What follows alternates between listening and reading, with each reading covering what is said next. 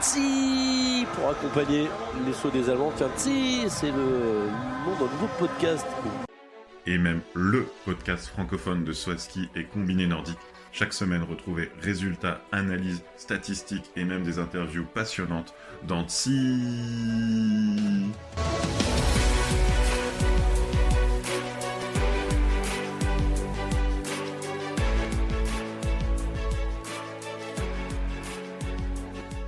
Bonsoir et bienvenue à tous pour ce 66e épisode de Tsi, et c'est l'heure du deuxième talk saut.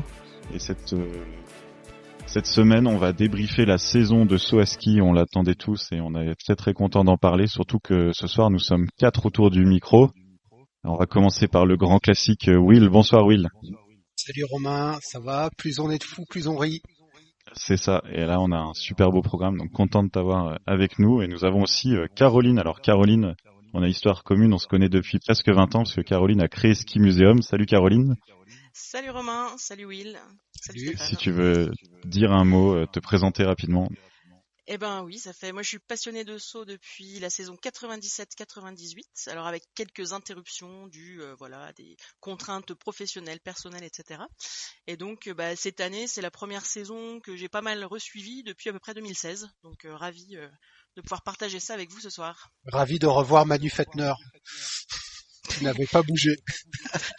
Par exemple, mais c'est pas le seul, on le verra plus tard. C'est ça, et content de t'avoir autour du micro, et on a aussi une voix qui vient du plat pays, il délaisse ses monts pavés des Flandres pour revenir parler de saut à ski. Salut Stéphane. Bonsoir à tous. Est-ce que tu veux aussi te présenter rapidement? Je vous présente rapidement, je m'appelle Stéphane, j'ai 24 ans, j'ai 23 ans, bientôt 24 cette année.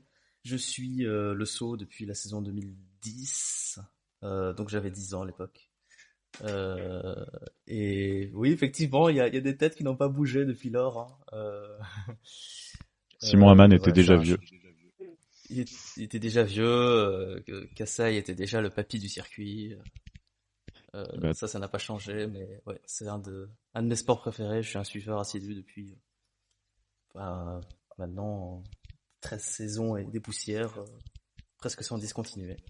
C'est content de t'avoir au micro sur le Discord, tu nous éclaires de tes analyses, donc on va en profiter ce soir.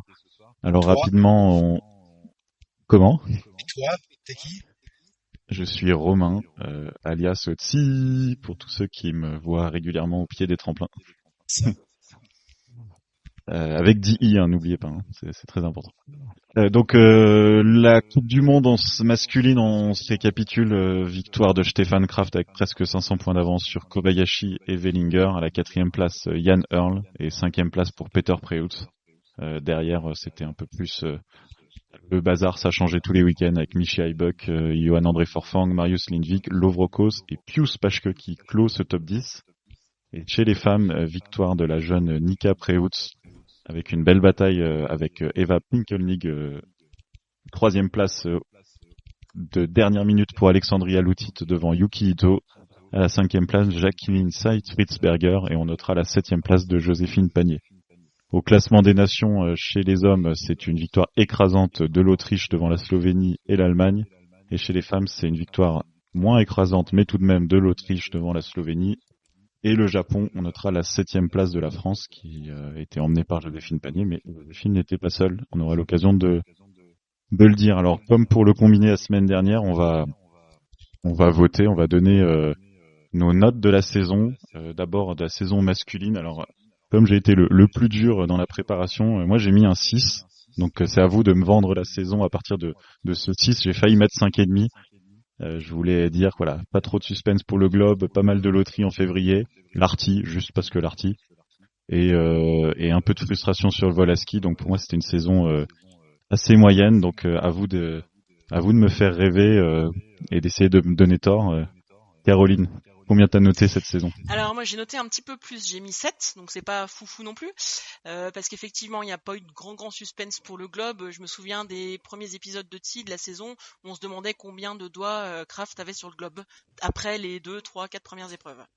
Donc effectivement pas trop de suspense, mais on a eu quand même beaucoup de vols, on a visité les 4 grands tremplins de vol européens, donc c'est quand même plutôt chouette, malgré le jury, ça on en parlera aussi un peu plus tard. Et voilà, pour moi le plus haut point de la saison a été pour moi le retour de Kasai, justement, voilà, Noriaki Kasai, le point fixe qui était déjà là quand je suivais le saut dans la fin des années 90, donc le voir, Petit bonbon. voilà, exactement, tout à fait. Et toi, Will, combien tu as mis à cette saison? Alors moi j'ai mis 7, pareil que Caroline, et j'ai plus ou moins les mêmes arguments, c'est-à-dire que on a eu un Kraft qui était définitivement trop fort, même si on verra, c'est pas lui qui a gagné un des autres grands rendez-vous de l'année qui était la tournée. J'ai dit qu'il n'y avait pas de grand rendez-vous, c'est pas que je mets Kulm de côté, mais on en avait parlé, pour moi Kulm ça devrait être plus tard, et du coup voilà. Ça aurait été un Kulm après qu'on ait connu Uber, on aurait été plus enthousiasmé. J'ai trouvé les conditions plutôt stables cette saison par rapport à celles qu'on avait débriefées l'année dernière. Et puis, ce qui a fait pousser ma note, c'était la dernière saison de Peter Preutz, Peter Pan, et notamment sa victoire à Planitza. J'aurais même pu quasiment mettre 7,5, mais je surnote pas, donc j'ai mis 7. Ok. Et toi, Stéphane, justement, est-ce que tu as osé le 7,5? Alors, j'ai poussé le 7,5. Alors, dans un premier temps, j'avais mis 7. Et puis, quand même, en faisant le listing, je me suis dit, mais en fait, même si la saison a pu être très frustrante sur pas mal de points, parce que,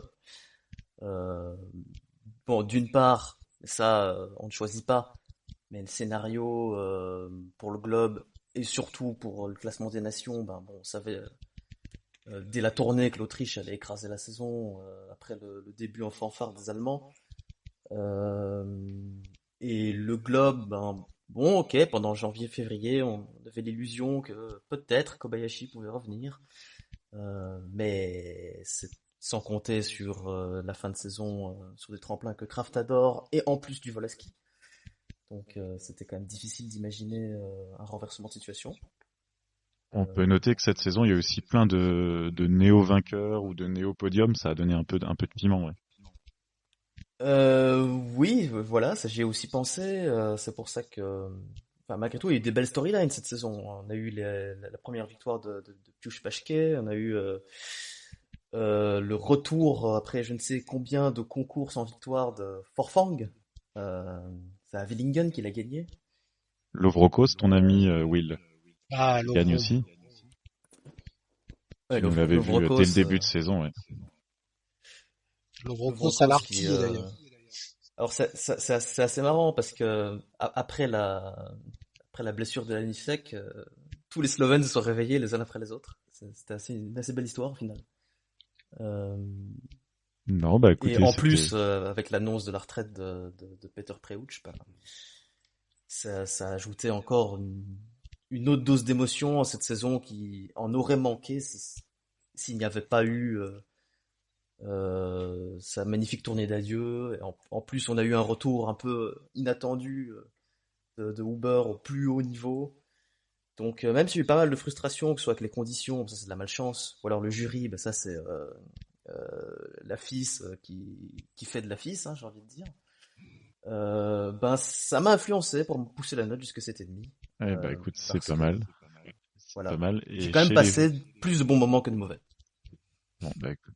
Bah allez, validé. On peut retenir que mon 6 était peut-être un petit peu trop négatif. Vos arguments étaient bons.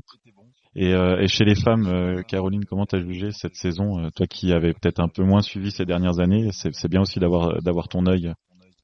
Eh ben moi j'ai bien apprécié cette saison parce que j'ai trouvé que le saut féminin avait gagné en qualité et en densité. Il y a quand même pas mal même si on a eu voilà des grandes dominations dans la saison de Nika Preutz, le retour d'Eva Pinkelnick, mais voilà il y avait quand même du monde pour se partager les victoires. Même si voilà la FIS ne donne pas une importance capitale au saut féminin, on a vu un peu des non-reprises d'épreuves ou des reprises d'épreuves à des heures pas possibles ou à des jours pas possibles, juste pour ne pas permettre au public d'y assister ou aux téléspectateurs d'y assister. Donc c'est vrai que c'est un peu dommage. Et puis il y a trop peu, enfin voilà, une épreuve de vol, c'est pas suffisant parce qu'on voit que les femmes auraient le niveau clairement d'en faire un peu plus.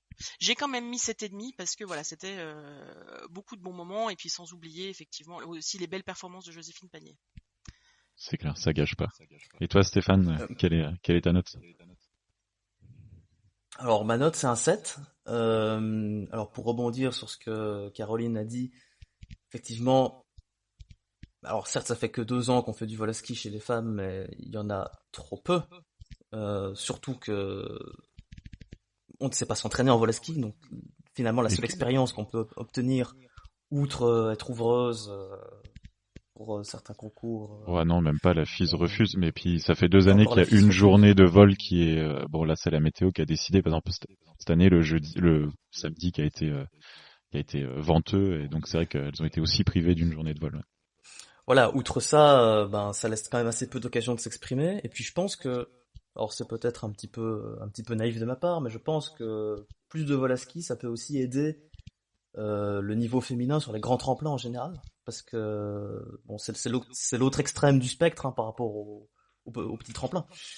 Donc ça fait appel à des qualités très différentes. Et je pense que ça peut énormément aider le niveau féminin à se densifier, à continuer à se densifier sur grand tremplin. Je pense que on a vu des concours sur grand tremplin qui étaient très beaux cette saison, qui auraient pu être mieux si on avait pu pousser un petit peu l'élan, hein. Parce que, comment dire, que des victoires qui se jouent à 126 mètres ou quelque chose ainsi à Oberstdorf, qui a un HS 137, un peu décevant.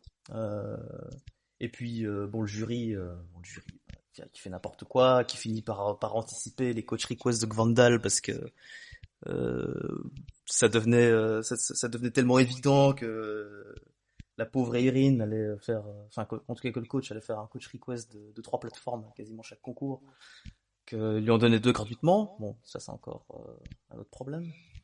Toujours pas de tournée à proprement parler. Toujours pas de tournée de 4 tremplins. Un bon début quand même avec Oberstdorf enfin Garmisch puis Oberstdorf. Est-ce qu'on voit le verre à moitié vide, à moitié plein? Qu'est-ce que t'en as pensé, Caroline?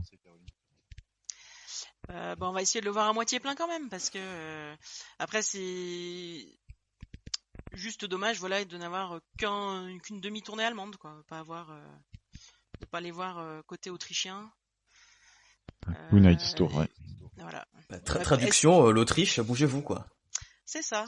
Surtout que voilà, l'Autriche ne manque pas de stars dans le saut féminin, que ce soit depuis les débuts, voilà, avec Daniela Irashko, quoi. Enfin voilà. Seifritzberger, et on a clair, d'autres talents qui sont derrière Pinkelnig aussi. Pinkelnig n'est pas toute seule, hein, très loin de là.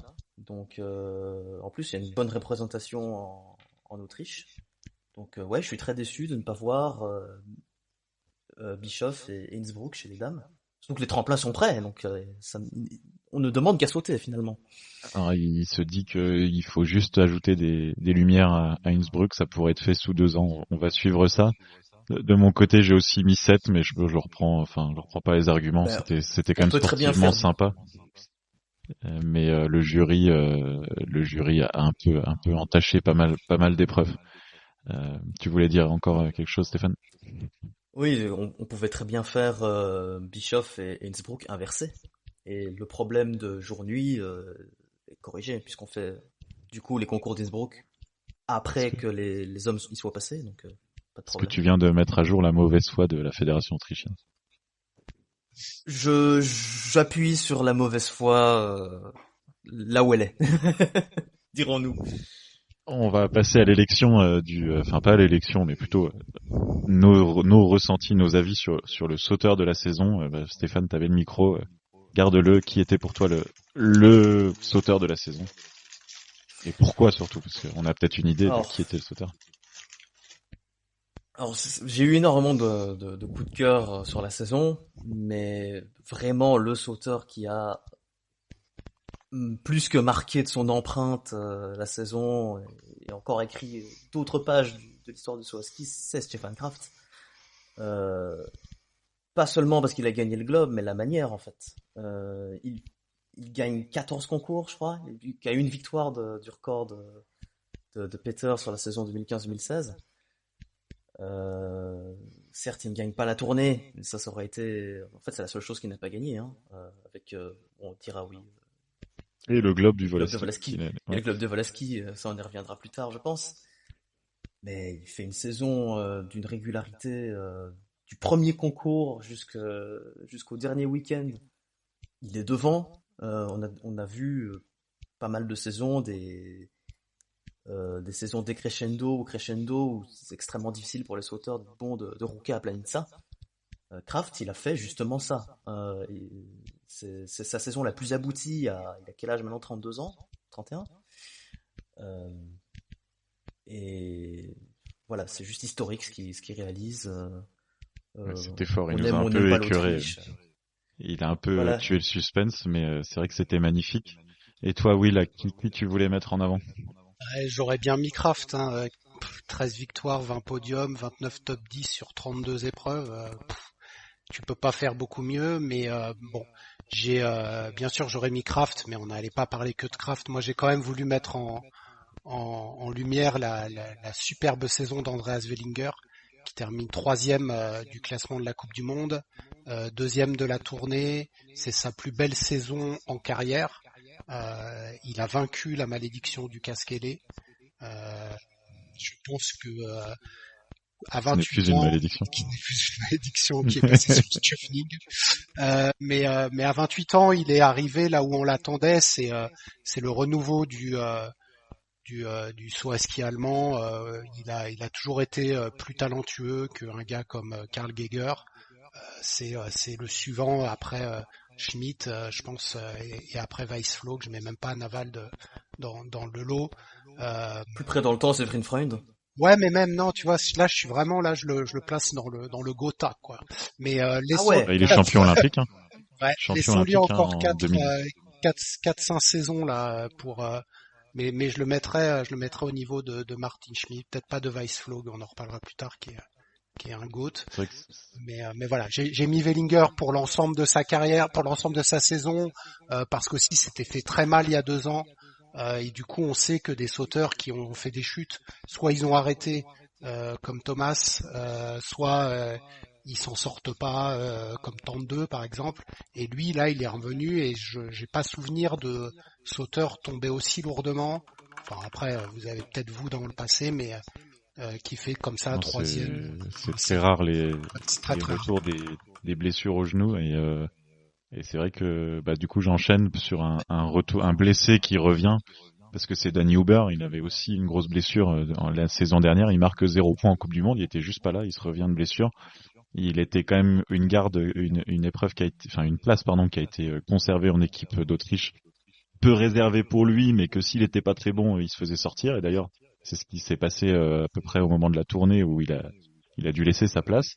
Et puis alors ok, c'est peut-être les émotions à chaud, mais c'est les dernières épreuves qu'on a vues, mais sa fin de saison, les 2 derniers week-ends, c'est monstrueux. Enfin, c'est incroyable. On en a parlé en débrief de Vikersund, débrief de Planica. Il saute de manière admirable. Il se tient, il arrive à se poser là où les autres s'affaissent. Lui reste debout. Il a ce charisme là aussi, cette façon là. Je crois que j'avais dit un peu à la Cantona dans un des podcasts précédents.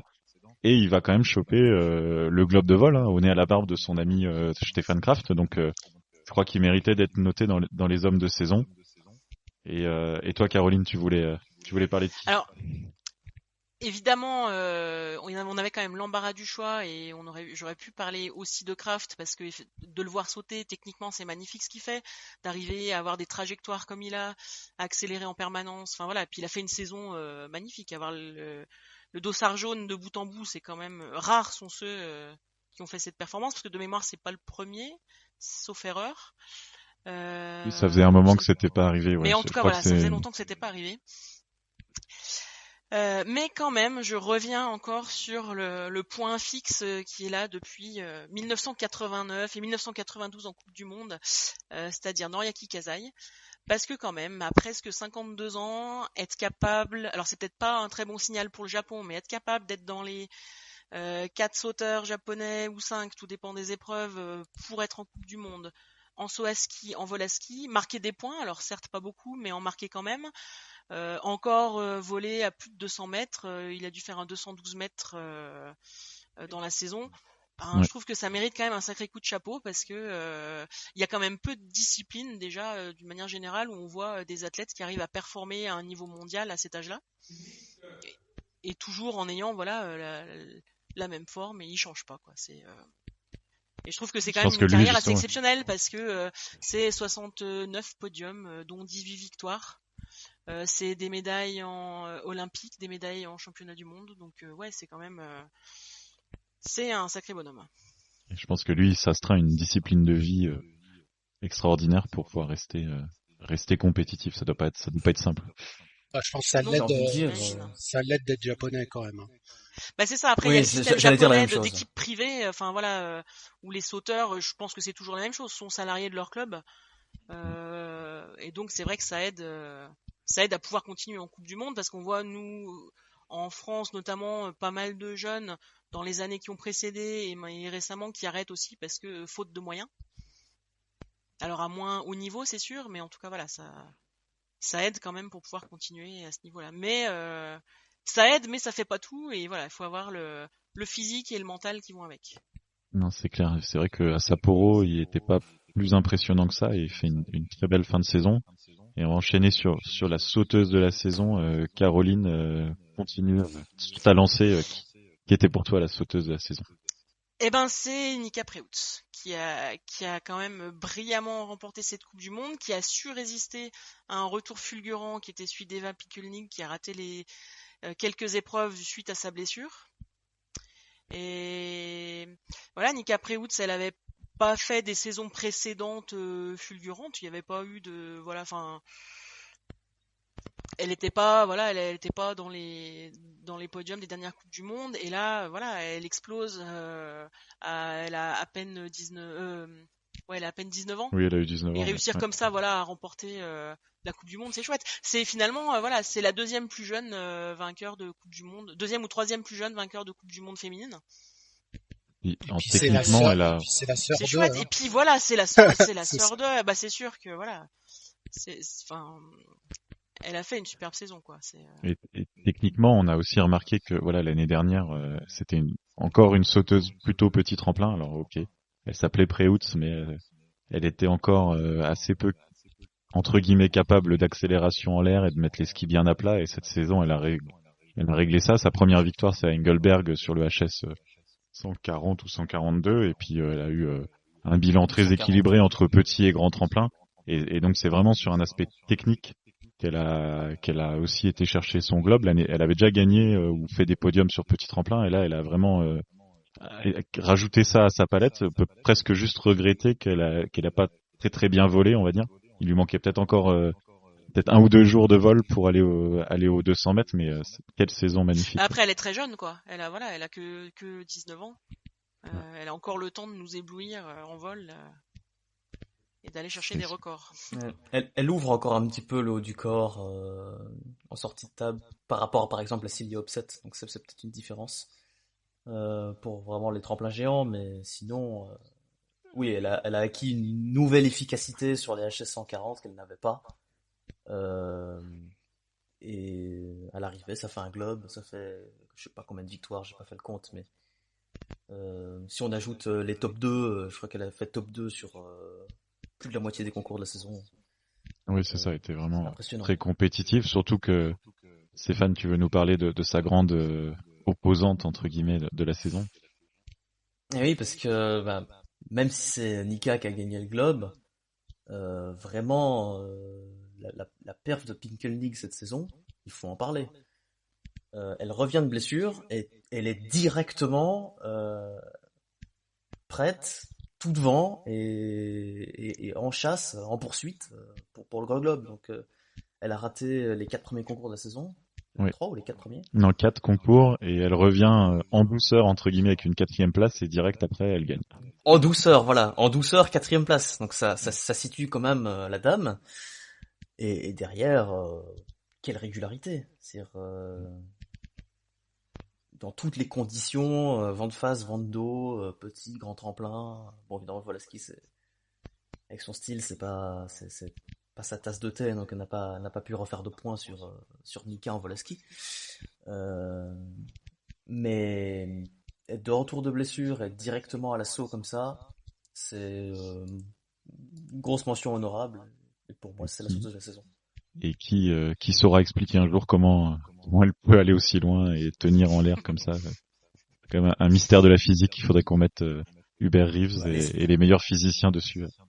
Bah, je pense qu'elle prend plus de hauteur que les autres. Et elle arrive, même avec peu de vitesse, elle arrive à avoir les skis tellement parfaitement à plat, avec une forme du haut du corps quand même Un peu parachute. bien importante. Ouais, un peu parachute comme ça, qu'elle arrive à planer avec peu de vitesse. Après, bon, ça peut poser des problèmes quand elle va au fond, elle tombe un peu de haut. Mais hormis ça, pour la pose des skis sur l'air, c'est vraiment l'exemple. Elle arrive à le faire mieux que tout le monde. Ouais, c'est magnifique. Et toi, Will, tu voulais nous parler de qui? Alors moi, bon, tu sais que j'ai pas toujours pu voir les concours féminins par manque de temps et parce que je regarde aussi la luge et le squeletton. Mais c'est vrai que sur ceux que j'ai vus, j'ai vu une fille qui était largement au-dessus du lot, qui est Irene Mariak Vandal et qui, de par sa chute il y a maintenant 2 saisons, a une appréhension au niveau de la réception, sûrement encore des douleurs, ce qui fait qu'elle elle avait tendance à baisser la plateforme. Cette année, comme l'a dit Stéphane, le jury l'a un peu aidé aussi pour qu'elle puisse faire quelques podiums. Je pense, après c'est toi l'expert, que c'est aujourd'hui potentiellement la meilleure sauteuse au monde, qu'elle aurait gagné un globe avec des genoux qui tiennent la route. Donc voilà, moi je voulais quand même la nommer. Elle termine 7e, donc c'est sa meilleure saison. Elle fait 15 épreuves, c'est sa plus longue saison. Elle gagne 3 fois. Elle avait gagné qu'une fois il y a 2 ans. Elle fait 10 podiums et 11 top 10. Donc est-ce qu'elle a passé un cap? Est-ce qu'elle sera un jour mieux que ça? Est-ce qu'elle va être une retraitée plus rapidement que les autres? Je pose des questions, je laisse ça en l'air. Et puis La voir à Vikersund, je pense qu'elle a répondu à pas mal de questions. Elle gagne à Vikersund, c'est la première et seule vainqueur d'une Coupe du Monde de vol à ce jour. Donc elle a répondu que pour l'instant elle a des appréhensions encore d'arriver trop haut, mais faire ce qu'elle a fait à Vikersund, je pense que ça doit lui servir à l'intersaison pour se dire maintenant faut le faire partout, faut le faire tous les week-ends. Enfin c'était honnêtement, si vous mettez Gvandal avec les capacités de poser de Maren Lundby, je pense qu'elle aurait gagné le globe avec 600 points d'avance. Ouais, je suis d'accord et on peut peut-être être satisfaire d'avoir eu encore une saison avant l'ère Gvandal, peut-être qu'on en reparlera plus tard. C'est un peu ça.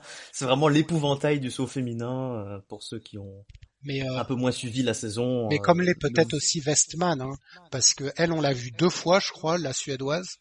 Elle a pas sauté depuis, Romain. Elle fait début de saison l'année dernière, elle se blesse, elle revient, elle se reblesse. Et du coup, elle s'est refait les genoux et là, elle est dans le dur psychologiquement. Elle a eu du mal, mais elle se bat. Je suis pas allé, on va dire, tout en haut de la Coupe du Monde, mais il y a une sauteuse qui était mon fil rouge de la saison et un coup de cœur, c'est Tina Herzog. Ah bon? Et je pense que, voilà. Tu vas bassiner avec elle toute la saison. Attends, écoute, elle gagne la FESA Cup, donc l'OPA. C'est normal, elle a 16 ans cette saison. Sauf que, c'était pas assez, il y avait pas assez d'épreuves. Elle est allée gagner l'ICOC, donc le 2e niveau mondial, au milieu des seniors qui sont là depuis des années. Elle arrive comme ça, elle supplante tout le monde. Ils la mettent quand même en Coupe du Monde de temps en temps. Bon, elle fait des 20e, 22e places. Et puis elle trouve le moyen en plus de montrer qu'elle est pas satisfaite, tu vois. Il y a aussi un mental de championne. Championne du monde junior à domicile avec la pression au passage. Et voilà quoi. On peut regretter qu'elle ait pas été aux Jeux Olympiques de la jeunesse parce qu'elle s'est le week-end où il fallait pas tomber, elle est tombée à Villars. Elle s'est fait devancer par 2 jeunes aussi, Taya Bodlage et Ajda Koznek, qui ont été envoyés entre guillemets à sa place. Mais si elle était allée en Corée, elle aurait aussi gagné en Corée. Voilà, c'est le nom que maintenant plus personne, ne connaît plus et qu'on verra peut-être jouer le globe très très très rapidement. Ça, c'est possible. C'est-à-dire que Tina Herzog, en fait, c'est la sauteuse qui justifie la très bonne idée de Nika de gagner le globe de cette saison, parce que peut-être la saison prochaine, Gvandal va être trop forte, et peut-être dans 2 ans, on va avoir Tina Herzog qui va exploser. Bon, non. Après, dans le saut à ski, dans l'histoire, chez les hommes notamment, le passé nous l'a enseigné. Rien n'est joué. Être extrêmement fort à 16-17 ans ne veut pas dire tu vas gagner des globes. Ouais, mais chez les en femmes, voilà. l'écosité plus importante normalement. Parce que t'as moins de compétition, donc elles arrivent plus vite. Enfin, c'est comme ça que je l'interprète. Bon, aussi, Ouais. je pense la maturité physique arrive 1 ou 2 ans plus tôt. On le voit notamment en athlétisme et en natation, ça se voit. Donc, oui, on va dire que 16 ans en termes de précocité chez les femmes, ça doit être à peu près l'équivalent de, je sais pas, quand Domaine Préhout s'arrivait à 18. On parle pas mal de Ouais, domaines, attention. Bah non, justement, c'est Ouais, c'est des phénomènes et ouais, voilà. Ce sont des phénomènes rares, quoi. Et si on continue 10 ans le podcast, peut-être qu'un jour peut-être qu'on continuera à parler de Tina Herzog pendant 10 ans et ça me réjouit au plus haut point.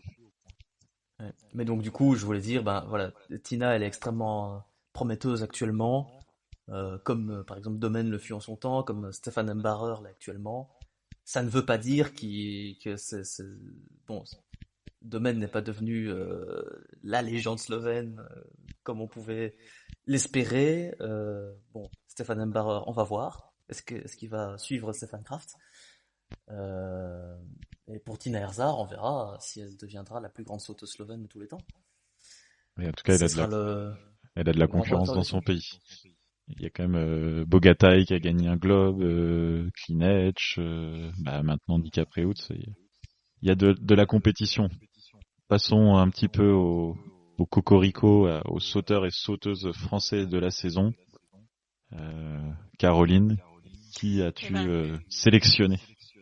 Comment ne pas citer Joséphine Pagné avec la saison qu'elle a faite, 2 victoires, des podiums, une présence très régulière dans le top 10, et ce qui en fait la 2e performance française depuis que la Coupe du Monde féminine existe, en tout cas, puisqu'on avait eu Colline Mattel 3e au classement général en 2013, et là on a Joséphine 7e cette année, avec une superbe saison et qui est pleine de promesses pour la suite.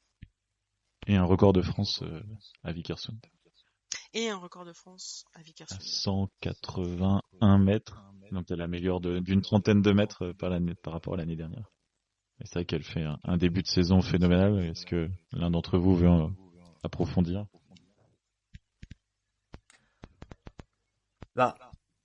Bon, à l'évidence, je l'ai aussi cité. Je veux dire, qui d'autre?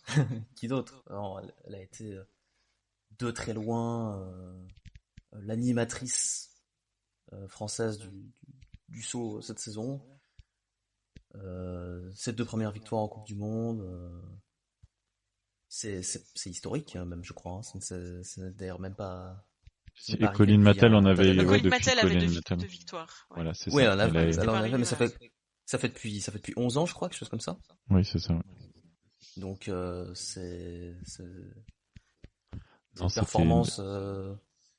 Et au final, peut-être plus que les victoires. Enfin, c'était des moments incroyables, surtout pour en avoir vécu un à Engelberg. C'était une belle émotion. C'était que cette année, ses performances les moins bonnes, c'était son niveau moyen de l'année dernière, autour de la 10-15e place. Donc en fait, tout le niveau a été rehaussé. Et donc ça fait un niveau de base qui était très rassurant et très prometteur aussi pour les années suivantes. Oui, et puis techniquement, je la trouve tellement stable. C'est une des stylistes du saut féminin actuellement. Les télémarques de Joséphine, c'est magnifique. D'ailleurs, je pense que elle gagnera des podiums. C'est pas ceux de Nika Krisnar. Non, c'est magnifique et c'est rassurant tout pour nous en tant que spectateurs. Je sais pas ce que vous en pensez, mais de se dire, au moins elle va bien se poser. Donc en fait, elle va pouvoir avoir le max de points possible à la distance à laquelle elle va se poser. D'ailleurs, quand elle gagne à Lillehammer, je pense que sa posée, Si on ça se méritait projette, mieux en note technique que ce qu'elle a eu. si on se projette quelques saisons dans le futur maintenant, admettons le jury commence à, bon, admettons que la FIS fasse bien les choses et que le jury hésite de moins en moins à envoyer les filles au HS ou pas très loin. Elle va avoir un avantage technique sur, notamment que Vandal, ça va pas se refaire du jour au lendemain. Hein. Même en 2-3 saisons, je doute qu'elle pose aussi bien que Joséphine Panier. Elle va avoir un avantage sur des sauteuses comme Nika Krisnar. Elle va avoir un avantage même Sur l'outil. sur Lotit qui s'est fait 2 chutes cette saison, je crois. Une à Villars de souvenir et une, je sais plus quand, mais peu de temps après. Et sous la pression, je pense que ça peut être un avantage pour aller chercher des podiums ou des victoires clés et peut-être jouer un globe un jour. Et toi, Will, est-ce que tu voulais mettre en avant un homme?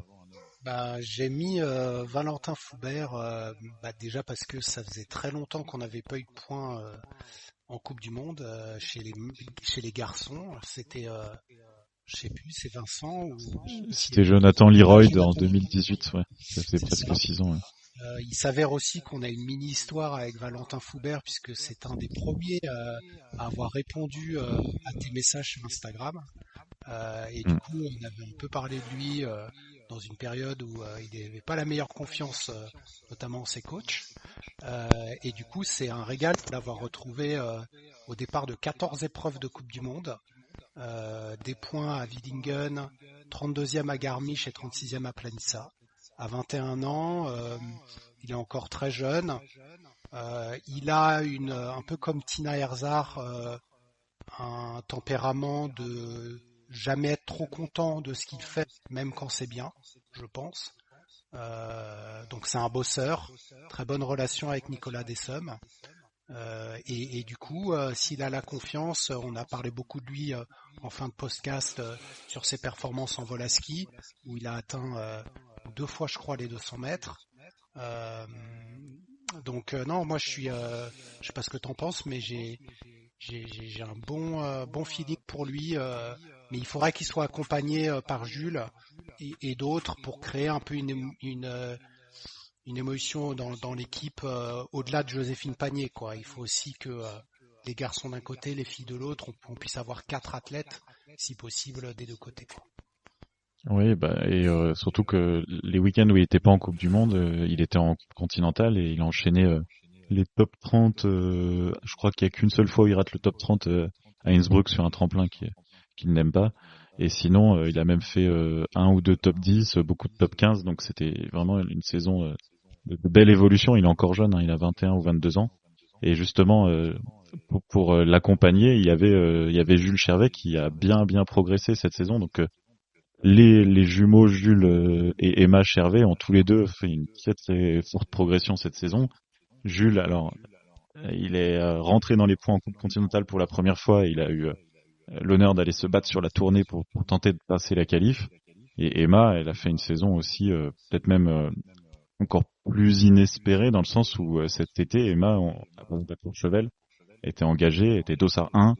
Et elle avait des grosses difficultés en vol. Elle avait le buste cassé, on va dire. Et elle était vraiment très en freinage. Et on voit la saison qu'elle a faite et qu'elle allait prendre des points, y compris sur les grands tremplins comme à Sapporo. Il y a eu énormément de travail depuis cet été et qui a été bien intégré, qui a porté ses fruits. Et c'était super satisfaisant de voir 2 Françaises pendant à peu près toute la période de mi-décembre à mi-février dans les points. Et Lilou qui a gagné 2 Alpines à Planitza et qui a fini par une 2e place au Oberhof, qui a participé à la Coupe du Monde aussi, qui pousse derrière, peut-être pas aussi vite qu'on le pensait, mais elle est là. Hein. Ouais, non, c'est ça. Donc il y a plein de motifs de satisfaction. Caroline, tu avais un dernier mot sur les Français.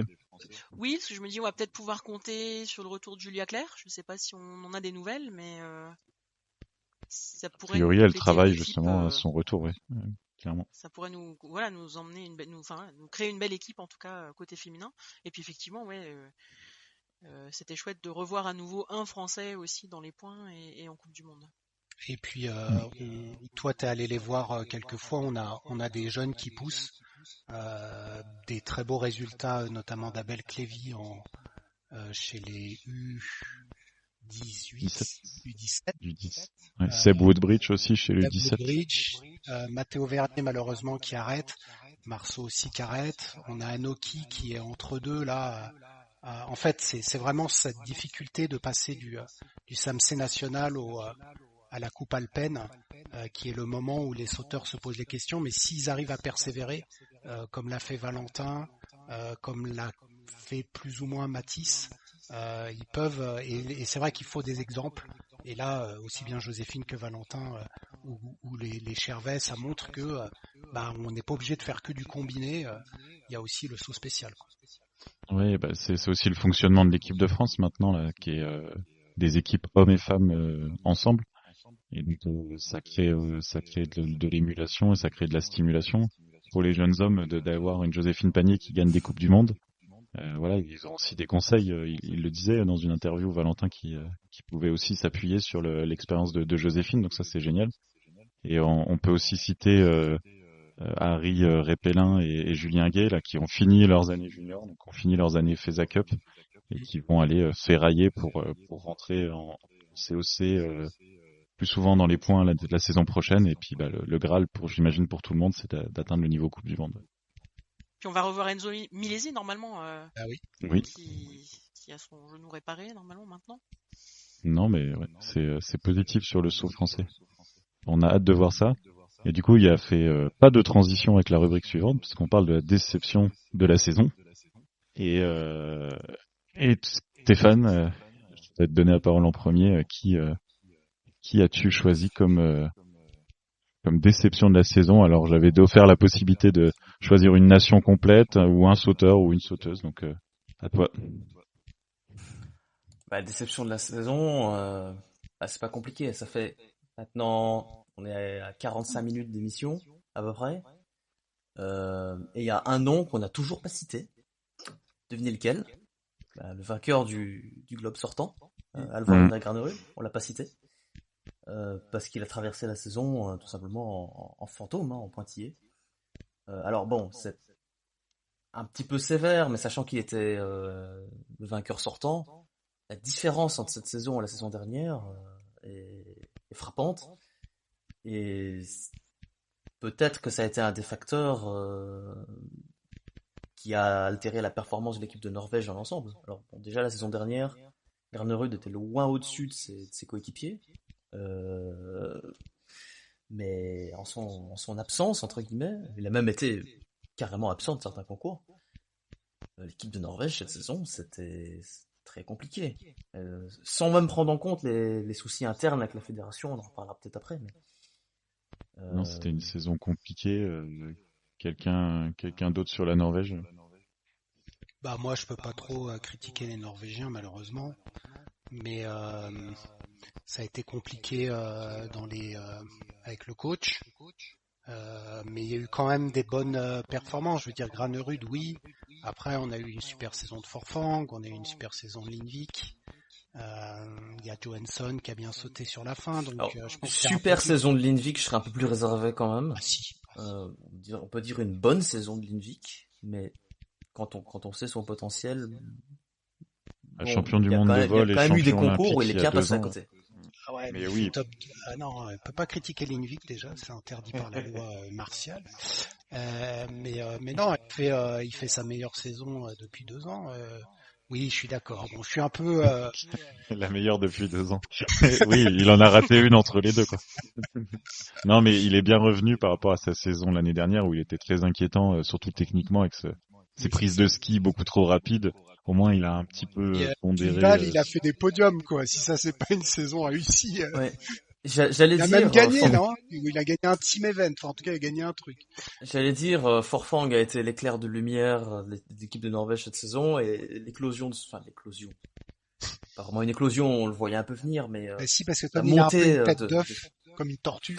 une La éclosion. montée de Sundal avec sa forme de vol, je crois que c'est Romain qui aime bien son style de vol. Arrêtez, je ne parlerai pas de Sundal. Et du coup, Will, si c'est pas la Norvège, c'est qui la Ah déception? bah non, mais moi j'ai fait le Papygate. Hein. Il y a Kazai, mais il y a aussi les papis polonais qui ont passé Mm. plus de temps sur les écrans à faire de la pub pour Orlen que de faire du saut. J'ai nommé David Kubaski, Piotr Joua et Kamil Stor. Finalement, le meilleur polonais cette année, c'est Alexandre Détruire Schnitzol, qui lui a fait une saison extraordinaire, mais voilà, la Pologne en général, et même Schnitzol, il a 30 ans, donc ça veut dire qu'il n'y a pas de, Mm. il y a pas de relève, il y a une équipe qui a pas bougé, un Kubaski qui est, c'est pareil que Granerud, quoi. On n'a pas parlé depuis le début parce qu'il a été mauvais. Ils sont pas adaptés, je pense, aux nouvelles normes des Oui, fixations c'est ça. des Ça skis, doit être forcément le matériel le pour avoir matériel. tout Les un pays combinaisons comme ça. remesurées aussi. Ouais, voilà, les combinaisons, on les appelait les écureuils. Après, Piotr Joua a mieux fini. Il a bien volé, j'ai trouvé, Piotr. Mais il vole bien. Mais voilà, moi la Pologne définitivement. On a tendance à le dire, no Tomasiak, no parti. Je pense que c'est lui c'est de lui que doit venir le salut, quoi. La lumière viendra de La lumière Tomasiak ou ne viendra viendra de pas. Tomasiak et de Vrobel et Ouais. de. C'est vrai que je suis très d'accord avec toi, surtout que pour l'équipe, bon, alors à long terme, je m'inquiète pas pour l'équipe polonaise, comme même à moyen terme, je m'inquiète pas pour la Norvège non plus. Mais se dire qu'aujourd'hui, le salut de l'équipe polonaise vient de sauteurs qu'on n'a encore jamais vus sur la Coupe du Monde, ça indique quand même l'ampleur du chantier pour la génération post-Store, parce que Hmm. maintenant c'est celle-là qu'il est question. Il y a eu la génération Mawish, il y a eu les héritiers de Mawish, Store en tête, euh, et Kubashki Joula, qui sont, on va dire, les deux autres membres de la trinité polonaise qui a fait les De lumières de l'équipe l'EHPAD polonaise polonais. Les pads. depuis 10 ans. Et maintenant, ben, alors avec tout l'enthousiasme et toute la bonne volonté d'un store pour continuer, et bon, Joula est toujours là, il s'éclate toujours, ben, ils ont l'âge qu'ils ont, et il va falloir préparer la génération qui arrive. Mon espoir, c'est que ça soit quand même beaucoup lié au matériel et à l'adaptation, changement de cale et tout ça. On en a parlé toute la saison. Et que, peut-être pas les enterrer. On se sentira bien bête si dans un an, Thor, il fait top 10 par exemple. Donc, laissons-leur leur chance. Dans les déceptions, moi, je voulais pointer l'équipe d'Allemagne féminine, qu'on voyait gros comme une maison l'année dernière. On avait une super Katharina Althaus l'année dernière, qui s'appelait encore comme ça. On avait une Selina Freitag, top 5 mondiale, qui faisait des podiums. Et là, je pense que c'est la même raison que pour les Polonais et Norvégiens. Il y a eu quelque chose, une telle baisse de toute l'équipe. Quand c'est des sauteurs individuels, forcément, on peut penser qu'il y a quelque chose dans l'entraînement ou je sais pas moi, dans la personne peut-être qui va pas bien. Mais là, c'est toute l'équipe qui a vraiment eu du mal. Alors Althaus, elle sauve un peu. Du coup, maintenant, Katharina Schmid, elle sauve un peu la saison en faisant quelques podiums. Mais elle n'atteint pas les 200 mètres à Vikersund. On voyait que c'était un crève-cœur pour elle. Et puis, Selina Freitag, elle s'est battue toute la saison. Elle a été admirable parce que garder la pêche et essayer de se hisser de nouveau dans le top 20, puis s'approcher du top 15. C'est vraiment, il y a rien à dire en termes d'investissement, mais c'était dur de les voir aussi en retrait. Et il y avait aussi le changement de coach à 3 semaines du début de la saison, sans qu'on sache vraiment pourquoi, à part le message ne passe plus très bien. C'est bizarre tout ça. Et je veux juste dire un mot sur la sauteuse fantôme de la saison, qui est Marita Kramer, parce que elle fait 2 saisons énormes, elle gagne un globe, et puis je crois qu'on va. La mettre. Pas si on la. En fait, je trouve que pire que décevante, elle était transparente dans le sens où elle était là en fait. Elle est top 15 mondiale, elle était qualifiée à Vikersund et elle a juste été là, mais jamais de pic de performance. C'est un peu. Ah, mais C'est moi, j'ai mieux que failli l'année mettre dernière, mais. Schubert. Et toi, Caroline, tu voulais faire un peu, tu voulais pas citer de nom en particulier, mais tu voulais Non, faire parce un. que étant donné que j'ai pas suivi de très près les toutes dernières saisons, j'avais pas tellement d'attentes, donc c'est dans ces cas-là, j'ai pas trop de déception non plus. En revanche, c'est la fédération et même notamment les jurys que j'ai trouvé très décevants parce que on ne lâche pas d'élan. On a très peu de sauts au HS, alors essentiellement en épreuve féminine, mais même certaines épreuves masculines ont été très décevantes pour ça. Voilà, certaines épreuves annulées par reprise, alors que potentiellement, matériellement, il y avait l'occasion, les tremplins prêts pour rajouter des épreuves féminines. Mais non, on préfère soit ne pas les reprendre, soit les mettre des jeudis ou des choses comme ça. Alors on en a déjà parlé un petit peu avant, mais c'est pareil aussi, voilà, une seule épreuve de vol pour les femmes, c'est trop peu. Puisque effectivement c'est en pratiquant le vol à ski qu'elles pourront progresser là-dedans sur des tremplins qui sont accessibles que lorsqu'ils sont prêts pour les compétitions l'hiver, quoi. Et puis bah voilà, je sais même pas s'il faut revenir sur aussi les jurys qui ont anticipé les coach requests et qui ont donné des points à Kvandal. Ouais, ça c'était Mais discutable. voilà. Et puis on peut penser que le jury nous a privés sur le dernier saut de la saison d'un 250 mètres et Tout finir à la fait, saison comme aussi. ça, c'est peut-être une petite pointe Il y a un d'amertume. petit peu de frustration, voilà. C'était Oui, non, une fin en apothéose, mais qui aurait pu être encore plus en apothéose. Ça, on en reparlera, À je quelques pense, mètres juste près. après. Mais... Et sinon, Romain, tu voulais aussi citer McLinech, tu n'en as pas parlé. Oui, c'était presque un peu comme Kramer. En fait, elle a été là sans être vraiment là. Elle a jamais trop performé. Je crois qu'elle fait un podium à Engelberg. Donc on se disait ça y est, elle est lancée. Puis finalement, un peu pchit. Il y a eu ces histoires de sortie d'équipe au mois de janvier qui avaient été relayées sur Eurosport. C'était une saison. Et puis au vol à ski. Alors elle fait podium, je crois, et elle vole bien. Elle fait un mauvais saut du coup dans les sauts qu'on n'a pas vus à l'écran, mais un saut d'entraînement, elle fait un mauvais saut, on se dit mon Dieu, même ça elle a perdu. Puis après le reste du week-end, elle a quand même mieux volé que la moyenne et on voyait il y a un gros potentiel, mais même là on va dire elle se fait chipper son record du monde cette saison, donc c'était pas une super saison. Ouais. Mais il y a eu Sinon, ouais. Vas-y. j'avais cité Granerud, bon, la Norvège en ensemble, mais surtout Granerud qui a vraiment mal encaissé l'intersaison. L'autre que j'aurais cité sinon, c'est Karl Geiger. Et j'ai l'impression que c'est toutes les saisons la même chose. C'est-à-dire qu'il arrive prêt, chargé de motivation, grand sourire à ZDF les semaines avant la tournée. On arrive au Oberstdorf, c'est la fête. On arrive à Garmisch, c'est un peu plus compliqué. Et à partir d'Innsbruck, il n'y a plus personne. C'est-à-dire que les lumières s'éteignent. Et ça a été un peu l'histoire des 3-4 dernières saisons de Karl Geiger.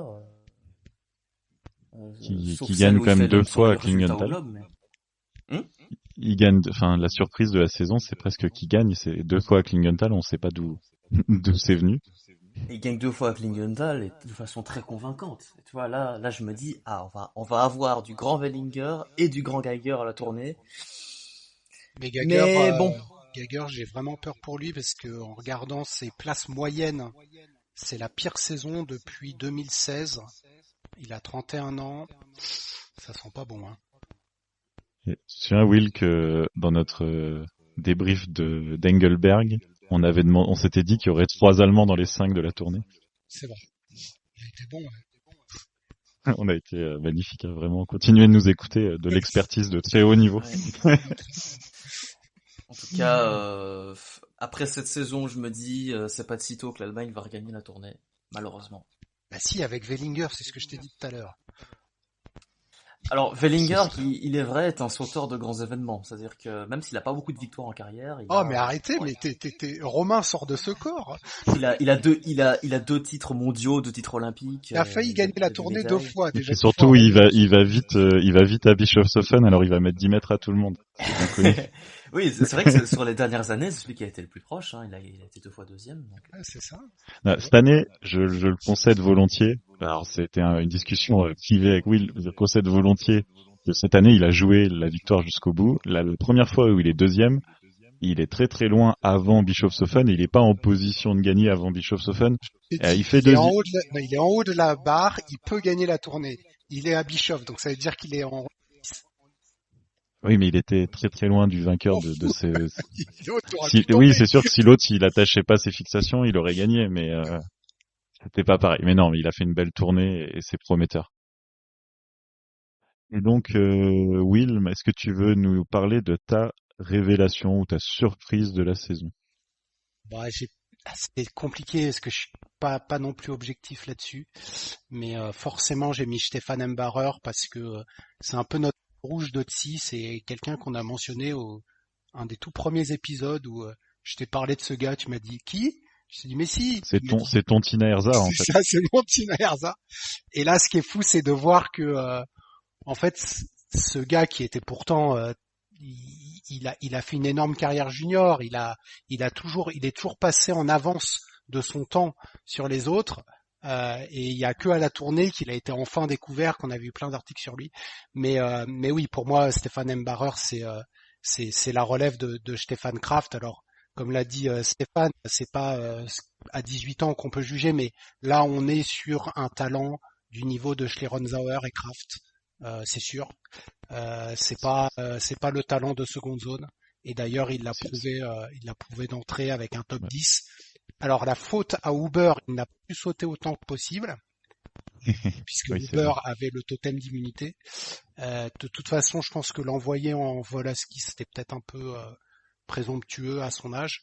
Mais donc, il a fait 5 épreuves. Il a terminé en moyenne 17e, un top 10, et donc 39e de la Coupe du Monde. Mais c'est anecdotique, puisqu'il a le niveau pour être top 15 s'il fait toutes les épreuves.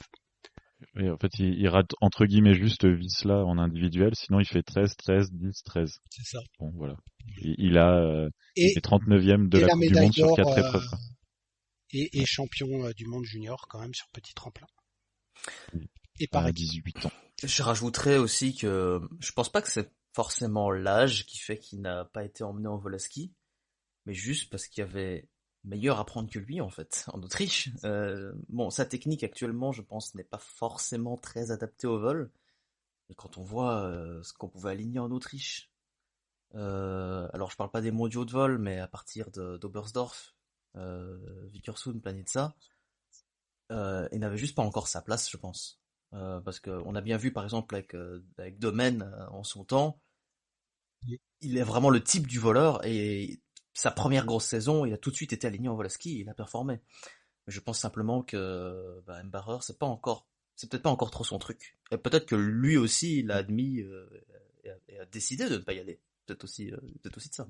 Ouais, mais moi j'aurais pas Moi, emmené je pense que Fettner. c'était Uber, hein, Non, c'était Ouais, Fettner mais qui sortait. Je suis désolé. Dire si tu as 4 ou 5 garde Autrichiens, tes arguments pour le si tu as débat, 4 ou 5 Autrichiens, le débat tu as quota. Kraft, Heibuck, Tschofnig, Earl. Earl, bah, forcément, il est Si, 5e quatrième mondial à ce mondial. moment-là, on pouvait pas l'enlever. Et il y avait Danny Huber, donc en Non, fait, ces 5-là, est-ce qu'on peut se dire qu'il y avait de la place pour Stefan Embarer? Non, mais ils ont 6 places. Ils ont 6 places. Oui, c'est vrai qu'ils en ont une 6e avec... Tu prenais pas Fettner et tu prenais Embarn. parce que Ils prenaient pas Fettner. parce que il est 12e mondial, c'est l'éternel débat, mais on va parler des quotas tout à l'heure, mais Stefan Embarer, il serait de n'importe quel pays, sauf l'Autriche, il aurait fait la saison. C'est ça. Et il aurait été à Oberstdorf, sur le Hennig Köpfler, il aurait été... Et comment vous décrivez son style? Parce que c'est une découverte, là, on parle d'un très très gros potentiel pour les années à venir, donc comment vous décrivez son style de sauteur? C'est vrai que c'est... Alors, j'ai pas trop pensé. Il me fait un petit peu penser à Jan Earl quand même. Bon, alors je l'aime pas. Ah non. Et d'ailleurs, il a pas, justement, ce silence est très éloquent. Il n'a pas une spécificité qui saute aux yeux tout de suite. Ouais. C'est un bon sauteur. Il pousse fort, ça se voit, qu'il a des grosses cuisses. C'est un bel enchaînement, une belle prise de ski, mais il n'a pas un élément tout de suite qu'on remarque, on va dire, qui le différencie. Mais c'est peut-être bien, hein, parce qu'il n'y a pas besoin de se démarquer à tout prix par originalité, mais il sort du lot sans être, c'est pas Domaine, mais peut-être qu'il aura un palmarès plus fourni que Domaine parce que il est C'est plus pas standard, Kraft il sera quand il peut-être est plus arrivé, quoi. passe-partout. Kraft, quand il est arrivé, on a vu tout de suite en lui, on tire droit devant, la vitesse, qualité de vol exceptionnelle dès ses débuts. Moi, il me fait penser un peu à Storr. Un peu, ouais. Très droit, un peu droit comme un I. Et comme tu le dis, grosse poussée, puis après assez propre, droit comme un I. C'est pas mal comme comparaison. Peut-être. Stéphane, boum boum Mbarrer, moi je pense qu'il va pousser comme un malade toute sa carrière. Et après, s'il vole bien derrière comme une feuille morte, ça peut faire beau. T'es en train de me dire que c'est un mix entre Andy Koeffler et Andy Vank? Andy Vank. Oh putain. Alors lui. J'abuse un peu, mais... Ouais, non, là, c'est Il dur. s'attendait pas à être cité. Ouais, il s'attendait pas, et là, il est sorti, il a fait quoi? Je suis dans le podcast. Non, mais effectivement, alors c'est pas du tout le successeur en termes de style de Stefan Kraft. C'est vraiment plus un sauteur, un peu à la Stor. Je pense que la comparaison est bonne. Eh ben, on verra s'il se crée un palmarès équivalent. On va faire Stéphane, pardon, et moi, on va faire l'instant vieux. Alors, qui est ta révélation passé 30 ans de la saison? Bah, ma révélation de la saison, franchement, Ta surprise, le sauteur que tu n'attendais pas. c'est plus une ce niveau-là. surprise qu'une révélation. Oui, pardon. Je vais citer Jnichol, parce que j'en attendais vraiment plus rien de lui, quoi. C'est-à-dire que je l'avais dans ma tête, je l'avais un petit peu relégué au rang des Clemens Mourenka et consorts, tu vois. Donc franchement, j'en attendais plus rien de lui. C'est pas que je l'avais oublié, mais presque. Et puis petit à petit, on le voit monter en puissance, faire des top 20, top 15. Une grosse première manche à Willingen. Et puis il sort plus, il fait des top 10 à la chaîne, il fait des podiums en fin de saison. Vraiment, techniquement propre, c'est... Très agressif, hein. Style, il passe très très bas. Pour le coup, c'est le sauteur qui passe le plus bas avec Domaine Preutz au niveau de la bosse. Ouais, c'est ça, c'est un peu les trajectoires Kraft, un peu les trajectoires Domaine. Mais super clean, énormément de vitesse de vol. J'ai beaucoup aimé, je m'attendais vraiment pas. En fait, j'avais même oublié qu'il pouvait faire quelque chose comme ça, en fait. Je pense que c'était une surprise en suivant un peu les Polonais sur les réseaux sociaux. C'était quand même la grande surprise et on peut se rappeler qu'il s'est pris le coup de pression de la saison par Kobayashi à Willingen qui lui a montré toute sa zénitude alors que Schnitzol était premier de la première manche. Ouais, ça a dû faire mal. Ouais, mais du coup, finir par faire 2 podiums sur le sud de la saison, ça a montré qu'il avait du caractère. Donc, une belle révélation. Moi, je voulais parler de Pius. Pourquoi? Parce que merci. ouais. Il y en a qui suivent. suivent. Heureusement qu'il y en a qui suivent. Parce que personne, je vais pas faire, mais on a vu tout l'été qu'il s'est battu pour rentrer dans l'équipe d'Allemagne, il était relégué en équipe B, il est allé faire les coupes continentales tout l'hiver, il est allé choper le quota supplémentaire à une coupe continentale aux États-Unis au mois de septembre, et il nous fait un début de saison podium à la première épreuve, et puis il gagne à Engelberg.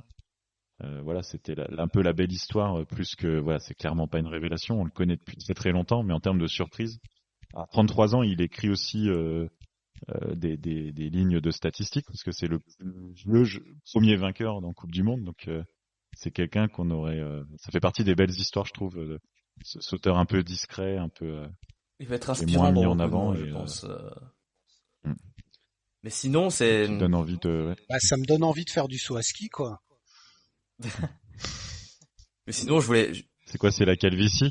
Je voulais balancer une petite, on va dire une petite take un peu désastreuse, mais un peu marrante aussi. On place volontiers Karl Geiger dans la déception, et on place volontiers Paschke dans les belles surprises, alors qu'ils ont littéralement fait la même saison à une semaine de décalage. C'est vrai. Non, je suis pas d'accord, parce que Paschke, il fait quand même top 10 de la saison. Et Geiger, non, c'est vrai. Geiger, il faut le chercher 17ème. Et Paschke, il finit par un top 10. Il a fait des belles choses en vol.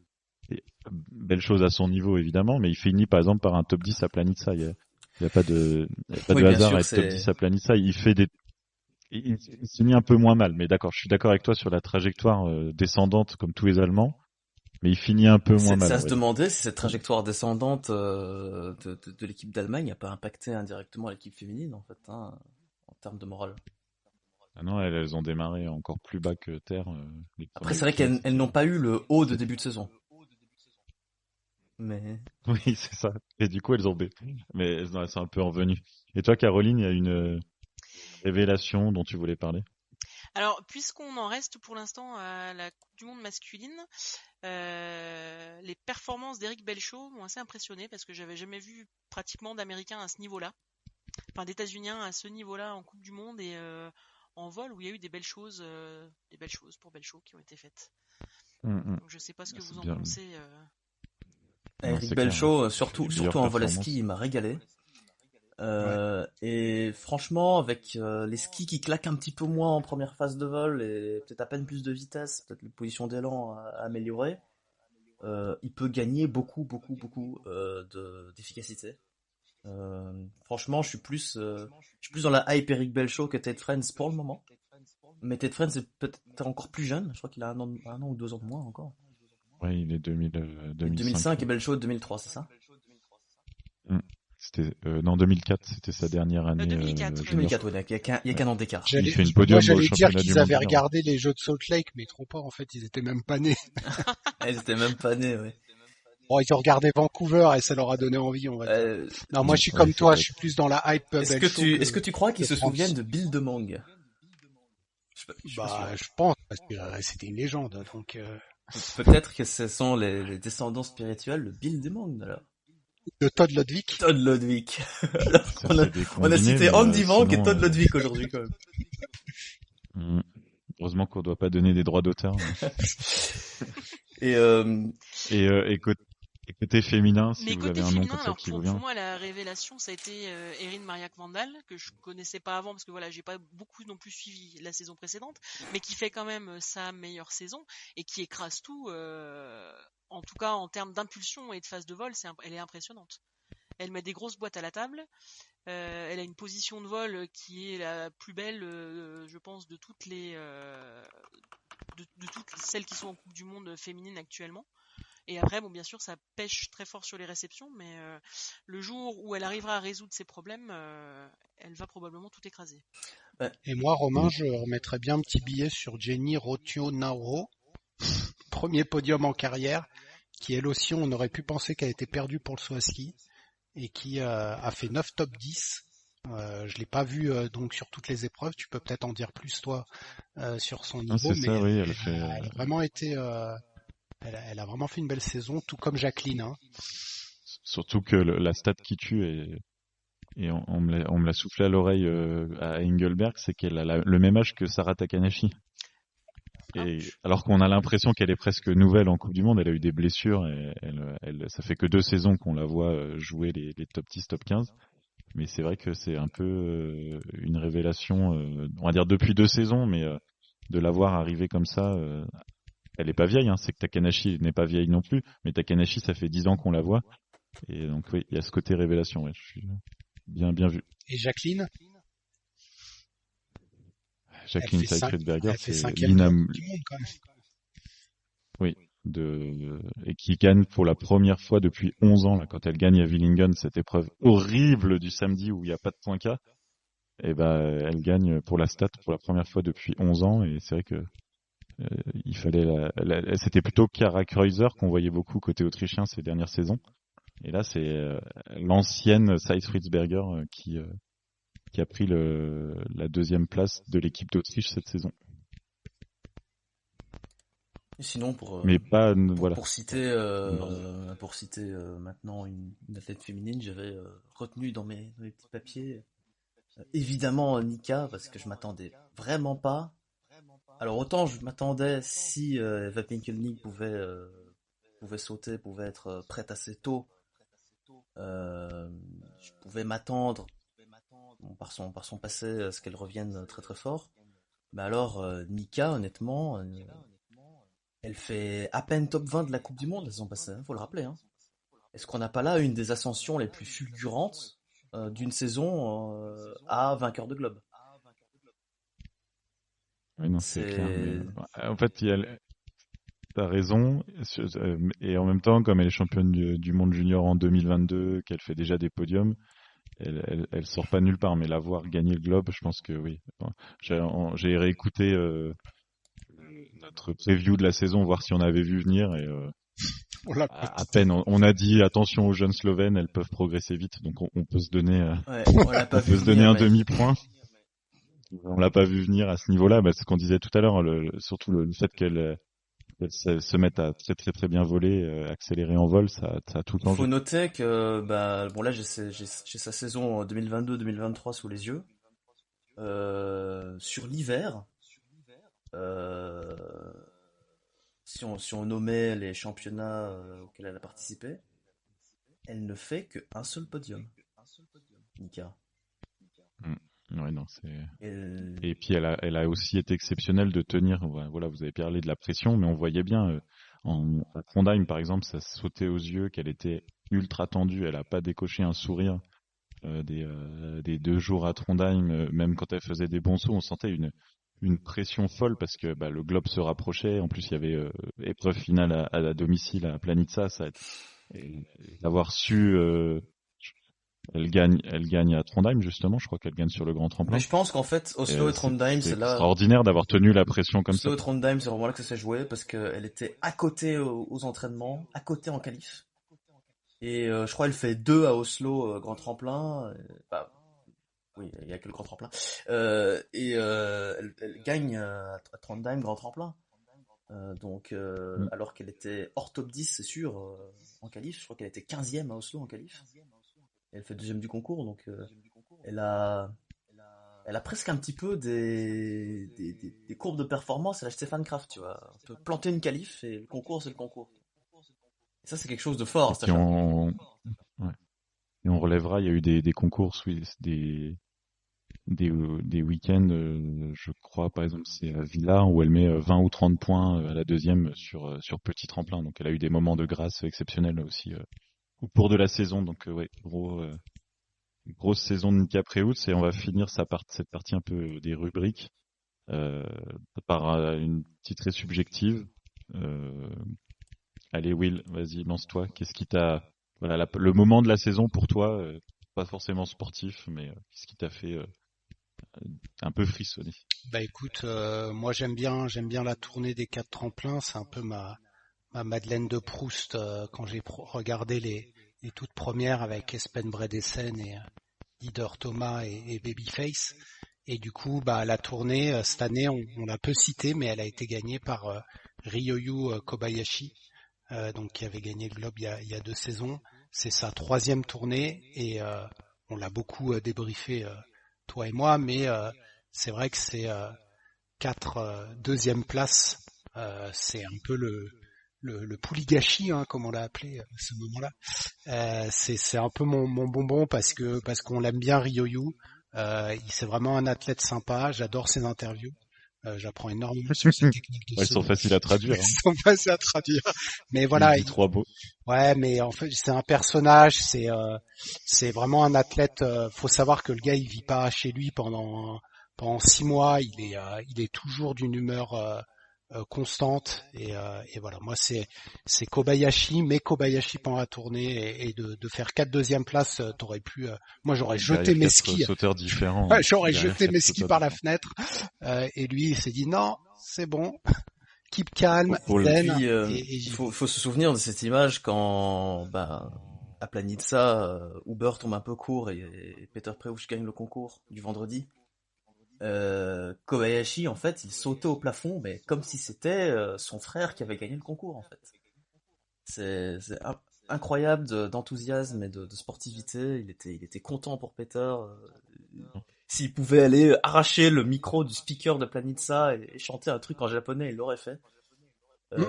Vraiment, Eh ben, écoute, c'est un personnage qui fait du bien au milieu. Oui, clairement. c'est une personnalité positive. Mais Stéphane, là, tu viens de te faire une passe décisive. Quel était ton moment de la saison? Moment de la saison, bah, c'était justement ce jour-là, hein, ce vendredi à Planitza, ce vendredi magique, avec comme un retour 7 saisons en arrière, 8 saisons en arrière, en 2016, l'espace de 2 manches.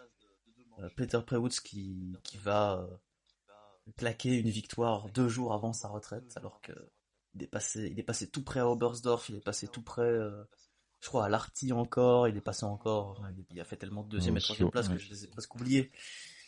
Euh, et en fait, tout ça pour arriver à regagner chez lui après plus de 2 saisons, je crois. Moment d'émotion incroyable, plus les commentaires de Guillaume Di Grazia par-dessus. Si on prend Eurosport International, Irnei Damian qui perd ses mots. Cette manche-là, je m'en souviendrai. Je m'en souviendrai vraiment longtemps. Ça se joue sur un saut entre guillemets raté de Uber. Et on voit que même Uber, il est content d'être deuxième parce que c'est Peter Preuss qui gagne. Ouais, et puis aussi Peter, il était passé à côté de la victoire plusieurs fois avant, hein. Mm. Ça faisait 3-4, ouais, même 5-6 events où il était deuxième, hein. Il avait fait plusieurs deuxièmes places aussi, donc c'était un peu tout en même temps. Je suis d'accord avec toi. Ouais, Toi, Caroline, ton moment de la saison subjectif, il était aussi au Volaski? Il y en a eu plusieurs. Il y en a eu plusieurs des moments vraiment chouettes cette saison. J'aurais pu citer plein de choses. Ça aurait pu être les victoires de Joséphine Panier, mais que j'ai pas vu en direct. Alors il n'y a pas le même frisson que ça. Il y a le retour de Noriaki Kasai aussi, c'est pareil, c'est chouette. Et puis revoir cette ambiance de vol à Planitza, ça donne tellement envie d'y retourner parce que j'ai eu la chance d'y aller plusieurs fois. La dernière fois avec toi, Romain. Et de voir comme les sauteurs sont portés par cette ambiance magnifique. L'ambiance qui règne entre eux aussi est assez chouette et ça tant côté homme que femme. Il y a vraiment un bon état d'esprit et ça c'est réjouissant quoi. Et ça en soi, en dehors d'un moment très précis, ça fait vraiment plaisir de retrouver ça. En fait, Ça heureusement donne que la envie saison, de retourner vraiment en direct pour aller revoir ça de plus près. pour rebondir heureusement que la là-dessus, saison finit à Planitza parce que tous les autres week-ends ont l'air ternes à côté. Même Vikersund qui était le week-end Complètement, d'avant, ouais, c'est un temps fort, mais en fait, il se fait vite évincer par l'ambiance de Planitza. et pour rebondir là-dessus, gros plus. Alors je l'ai pas cité tout à l'heure quand j'ai fait le bilan de la saison féminine et la note, mais oui, un beau duel à la Coupe du Monde avec oui, du turnover dans la saison et surtout une fin de saison à Planitza pour une fois. Alors c'est pas encore sur le Letanitsa, ça, connaissant la fille, ça va attendre 2060. Mais Pour les femmes, oui. ouais, mais Oui, il y a des une chances. fin de saison à Planitza, ça a été un Ouais. moment fort, ouais, effectivement. Avec en plus le sacre de Nika Prewitz chez elle, quoi. Chez elle, voilà, dans le contexte aussi de la retraite de Peter Prewitz, c'était beau. Ouais, c'était un beau moment, ouais. Avec Et, ses frères qui étaient tous là en bas. heureusement, hein, parce que le tremplin était bien marron et il pleuvait bien. Et Silieu est pas venu, quoi. Et non, Silieu, elle est pas venue à Je te fais une passe Planitza. décisive, Romain. Moi, je l'ai senti, c'est magnifique là. Ouais. En même 2 temps, ans en de plus- podcast pour arriver à cette fluidité, c'est magnifique. Et du coup, Silieu, oui, elle est pas venue à Planitza, mais je pense qu'elle avait donné tout ce qu'elle avait à donner à Vikersund et c'est le moment que j'ai choisi subjectivement aussi parce que j'y étais, mais même en tant que tel, elle fait un week-end extraordinaire à Vikersund. Elle fait tous ses sauts alors peut-être le premier saut d'entraînement parce que personne n'allait aux 200 mètres, mais sinon elle fait que des sauts à plus de 200 mètres et surtout ce qu'elle fait le dimanche, c'est extraordinaire. Au saut d'essai, 236 mètres et demi, elle se casse la figure, elle se râpe de partout. Elle se relève en boitant, elle a la cheville qui a tourné, la cheville qui gonfle. Elle doit, après avoir discuté, elle doit quasiment y aller au marteau pour fermer la chaussure de ski pour retourner sauter. Elle fait une première manche tout à fait correcte. Bon là, le jury il a pas trop permis que ça aille loin. Et puis là, bah voilà, le record du monde, le 230 mètres 50, le saut le plus fluide de sa vie, je pense, de sa saison. Tout est parfait dans son saut en fait. Elle qui a tendance à aller taper vite contre les skis, là, elle va à la vitesse qu'il faut. Elle a pris plus de hauteur que d'habitude. C'est assez à noter. Là, j'ai regardé 50 fois la vidéo que j'ai prise dans la pente. Elle est plus haute que d'habitude et ça veut dire qu'elle a tout bien fait là-haut, à la table. Et puis après, quand il s'agit de voler, silly upset, c'est juste beau, quoi. Il n'y a pas d'autres mots que beau et elle le tient, son 230 mètres 50. Donc, C'était un instant de grâce, hein, ce saut, vraiment. C'est même inexplicable comment elle est remontée en haut du tremplin. Hein. La détermination, ça fait vraiment. C'est la tête qui a pris la place sur le corps. Il faut se dire qu'elle a pris efface la douleur. Elle a pris une boîte au saut d'essai qui est probablement pire que celle de Zaïd à Planitza. Et elle est remontée en haut. Elle va taper le record du monde, quand même. Donc, avec une cheville gonflée et avec la face râpée. Enfin, ouais, parce que ça rajoute, en fait, le record du monde en lui-même, le saut est extraordinaire et tout, mais alors l'histoire avec la chute avant, ça rajoute au mythe, quoi. Ça fait partie des grands moments de sport et c'était un très beau moment. Ouais. On va quitter un peu le subjectif parce que vous savez que Tsi, c'est aussi des stats. On s'amuse bien et notre acolyte Will est le chef stat. Alors Will, quelles est les stats que tu as relevées pour cette fin de saison pour marquer un peu marquer le coup? Ah bah j'en ai fait de la stat, hein, donc je t'en ai donné pas mal. À toi de choisir. Je pense juste pour commencer, on peut donner la plus longue distance. En fait, le plus de mètres depuis le début de saison, c'est Andreas Wellinger avec 25 km parcourus. Tu mets tous les sauts de Wellinger les uns après les autres, il fait 25 km. Quoi. Incroyable. C'est phénoménal. Hein. Et Forfang termine deuxième à 460 mètres. Donc il est assez loin, mais assez proche en fait. Finalement. Mais assez proche quand même. Question, tu as inclus les sauts d'entraînement ou pas? Non. Ok. Non, là je suis sur. C'est que les sauts de compète. Si. Non, pardon. J'inclus tous les sauts, même les team events. Okay. J'ai tout là, j'ai 172 sauts. Parce que j'allais dire, probablement Kraft il a fait moins de mètres que Wellinger parce qu'il a sauté quelques entraînements. Et puis je pense qu'il a raté même plus de manches que Wellinger. Wellinger en fait sur le global il a raté qu'une manche. Voilà. Donc qu'une manche, qu'un entraînement, Kraft il a sauté quelques entraînements. Oui. Ouais, Kraft. Écoute, hein, si tu me lances sur les stats, je les ai toutes. On est là pour ça. On est là pour débattre autour de ça. Alors, du coup, je vais te le sortir. Alors, Romain, tu peux meubler pendant que je cherche. Pendant ce temps-là, on peut relever que le champion des remontadas, c'est ton ami Will, Marius Lindvik, qui a repris au cours de la saison 63 places si on compte l'écart entre la première et la deuxième manche. Et la dégringolada, elle est dans la famille Kobayashi, mais pour Junshiro, qui est celui qui a perdu le plus de places entre la première et la deuxième manche sur 45 places. Donc, sur une saison complète, c'est pas choquant non plus. On peut pas parler d'une. C'est pas en première ou deuxième manche, je crois, c'est au cours de la saison, non? Au général? Non, c'est dans les épreuves. C'est en cumulant toutes les dégringoladas sur toutes les épreuves. En fait. Les épreuves entre la deuxième manche et son classement de la première manche. Tu vois, c'est le classement de la deuxième manche. C'est la somme des différences de classement. Ouais. Les écarts entre la première et la deuxième manche. Donc des fois, il a dû prendre 4 places, d'autres fois, il en a perdu 12 et au final, c'est celui qui a perdu plus de places. Junshiro Kobayashi, c'est un petit peu à l'image de sa carrière. Hein. C'est assez dur. C'est monsieur première manche. En général. Sinon, dans une épreuve, dans un hiver qui a été marqué parfois par des grosses loteries, c'est un Français qui a pris la plus grosse compensation de dos. C'est Jules Chervet qui s'est mangé un magnifique moins 36. Donc, quand on a moins 36, donc. Alors du coup, c'était la plus grosse pompe de face. Sans doute. Ah oui. Lui, moins 36, c'est la plus grosse pompe de face. Ouais. Ah oui, d'accord. Vache. Donc là, il avait, selon le tremplin, il devait avoir autour de 3 mètres secondes de face. C'est ça. Ok. Et la plus grosse de dos, c'est en qualification à Wellingen, c'est Ipsioglu qui prend plus 37 points. Donc là, il avait 2 mètres devant de dos. C'était pas. Ah oui, non, c'était à Engelberg, pardon. Et donc Jules Chervet, c'était à Willingen. Ah oui, Willingen, tout un week-end de face. Est-ce que tu es... Alors j'ai la stat pour Kraft. Hein. Donc en effet, Kraft, si tu prends sa longueur moyenne, c'est lui qui a fait les plus longs sauts avec 149 mètres de moyenne. Mais comme il a sauté 12 fois de moins que Wellinger, il a fait que 24,1 km. Donc il s'est pris 1 km dans la vue, mais s'il avait fait plus de sauts, Et le deuxième plus long sauteur, c'est Domen Preutz, avec 148,1, donc seulement 50 cm de moins que Kraft en moyenne. Et lui, il a sauté que 147 fois. Donc il a raté au moins 30. Mais en fait, c'est tout à fait normal, parce que Domen Preutz, c'est vraiment le sauteur qui va rater le plus de manches sur les tremplins les plus petits, et qui va faire toutes les manches à voile à ski. C'est ça.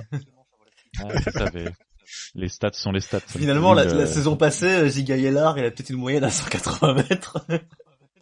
C'est ça. Il fait 4 épreuves. Alors Will, on sait que ça te tient à cœur et on l'aime bien cette stat, le concours de style qui est le grand vainqueur, qui nous a posé les plus beaux télémarques de la saison.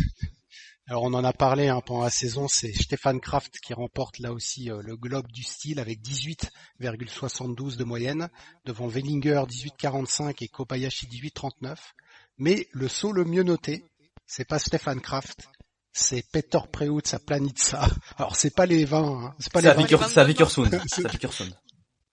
Le 243,5 c'est Vikersund. Ouais, c'est la dernière manche de Vikersund. C'est ça. Alors c'est à Vikersund et donc comme je prends les 5 juges, je n'enlève pas les juges qui surnotent ou dénotent, ça fait 99 sur 100. Donc il a eu 4 fois 20. Non 3 fois 20 et 2 19,5. Ouais, c'est ça, il a eu ça.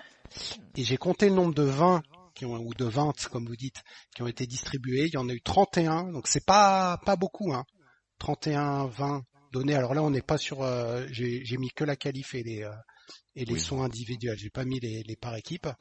Et sur les 31, Kraft en a chopé 12. Un tiers. Donc un tiers des 20 c'est pour lui. J'ai envie de dire c'est la tes TVA stats, Kraft. Tu as l'écart entre les écarts de jugement les plus importants entre Voilà, elle me lance un le juge défi. A et le juge. Non, c'est une Alors idée. non, oui, c'est une très bonne idée parce que j'ai commencé à faire les stats sur les technical directors puisque Romain en parle souvent. Donc quel est celui qui permet aux sauteurs d'aller au-delà du HS? Et donc pour toi, Caroline, l'année prochaine, je pourrais avoir le juge le plus gentil et le juge le plus méchant. Non, mais c'est aussi savoir parce qu'en moyenne, j'avais l'impression que sur les épreuves féminines, il y avait des gros écarts entre les juges. On était à facilement 1,5 point, 2 points entre le meilleur et le moins bon, et que les écarts étaient un peu plus resserrés chez les hommes. Je sais pas si c'est juste une impression très subjective ou. Est-ce que tu fais écho à ce saut de Nika Krisnar, je crois, je sais plus si c'était à Oslo ou à Trondheim. Si c'est un bon saut, c'était Larty. Parce qu'elle en a pas fait beaucoup cette saison. Ah, c'est possible. Mais où il y a un juge qui met un 19 sorti de nulle part. Je crois que c'est un juge finlandais, non? Parce que j'ai souvenir d'un juge finlandais qui a surnoté par moment. C'est un petit 19 perdu de nulle part, alors que le télémarque il est tenu à peu près 2,50 m. Et que les autres étaient à 17. Les 19, il y en a pas souvent dans le saut féminin, ça peut être un sujet d'un débat. Parce qu'on va pas au HS. Une autre stat qui a du sens dans le saut à ski, c'est qui étaient les plus rapides de la saison. Je pense qu'on a à peu près une idée de qui c'était, mais je te laisse dire, Will. Alors le plus rapide, donc on l'avait dit, c'est Andreas Wellinger, 91,7. Ah bon, c'est pas Zografski? C'est pas Zografski, non. J'ai pas le plus lent, je l'avais pas noté. Et Wellinger a passé le radar, donc il a perdu un point sur son permis à Planica, puisqu'il a passé la vitesse de 105,7 km/h. Et en moyenne, il est à peu près 1 km plus rapide que l'humain, l'homme lambda du concours. Incroyable. Et c'est très allemand puisque Stefan Leyot termine 3e et Michel Heibock est 2e du classement. Et je sais que Gregor Deschwanden était bien classé. Eh ben, c'est bien que tu le cites, Deschwanden, on l'a pas cité jusque-là. Il fait 2 podiums dans la saison et c'est parfait. C'est un oubli comme ça qu'on corrige. Et peut-être une dernière stat, le nombre de HS, de hill size, de taille du tremplin dépassé cette saison. Je te la laisse. Le nombre est de 155, donc ça peut paraître un grand nombre de sauts, mais sur 4069 sauts, ce qui fait que je suis en train de... C'est 3,6% à peu près. 3,7% des sauts au-delà du HS. Bon, ça va en fait. C'est-à-dire que sur une compète de 80 sauts, il y a à peu près 3 sauts au-delà du HS, donc c'est pas catastrophique.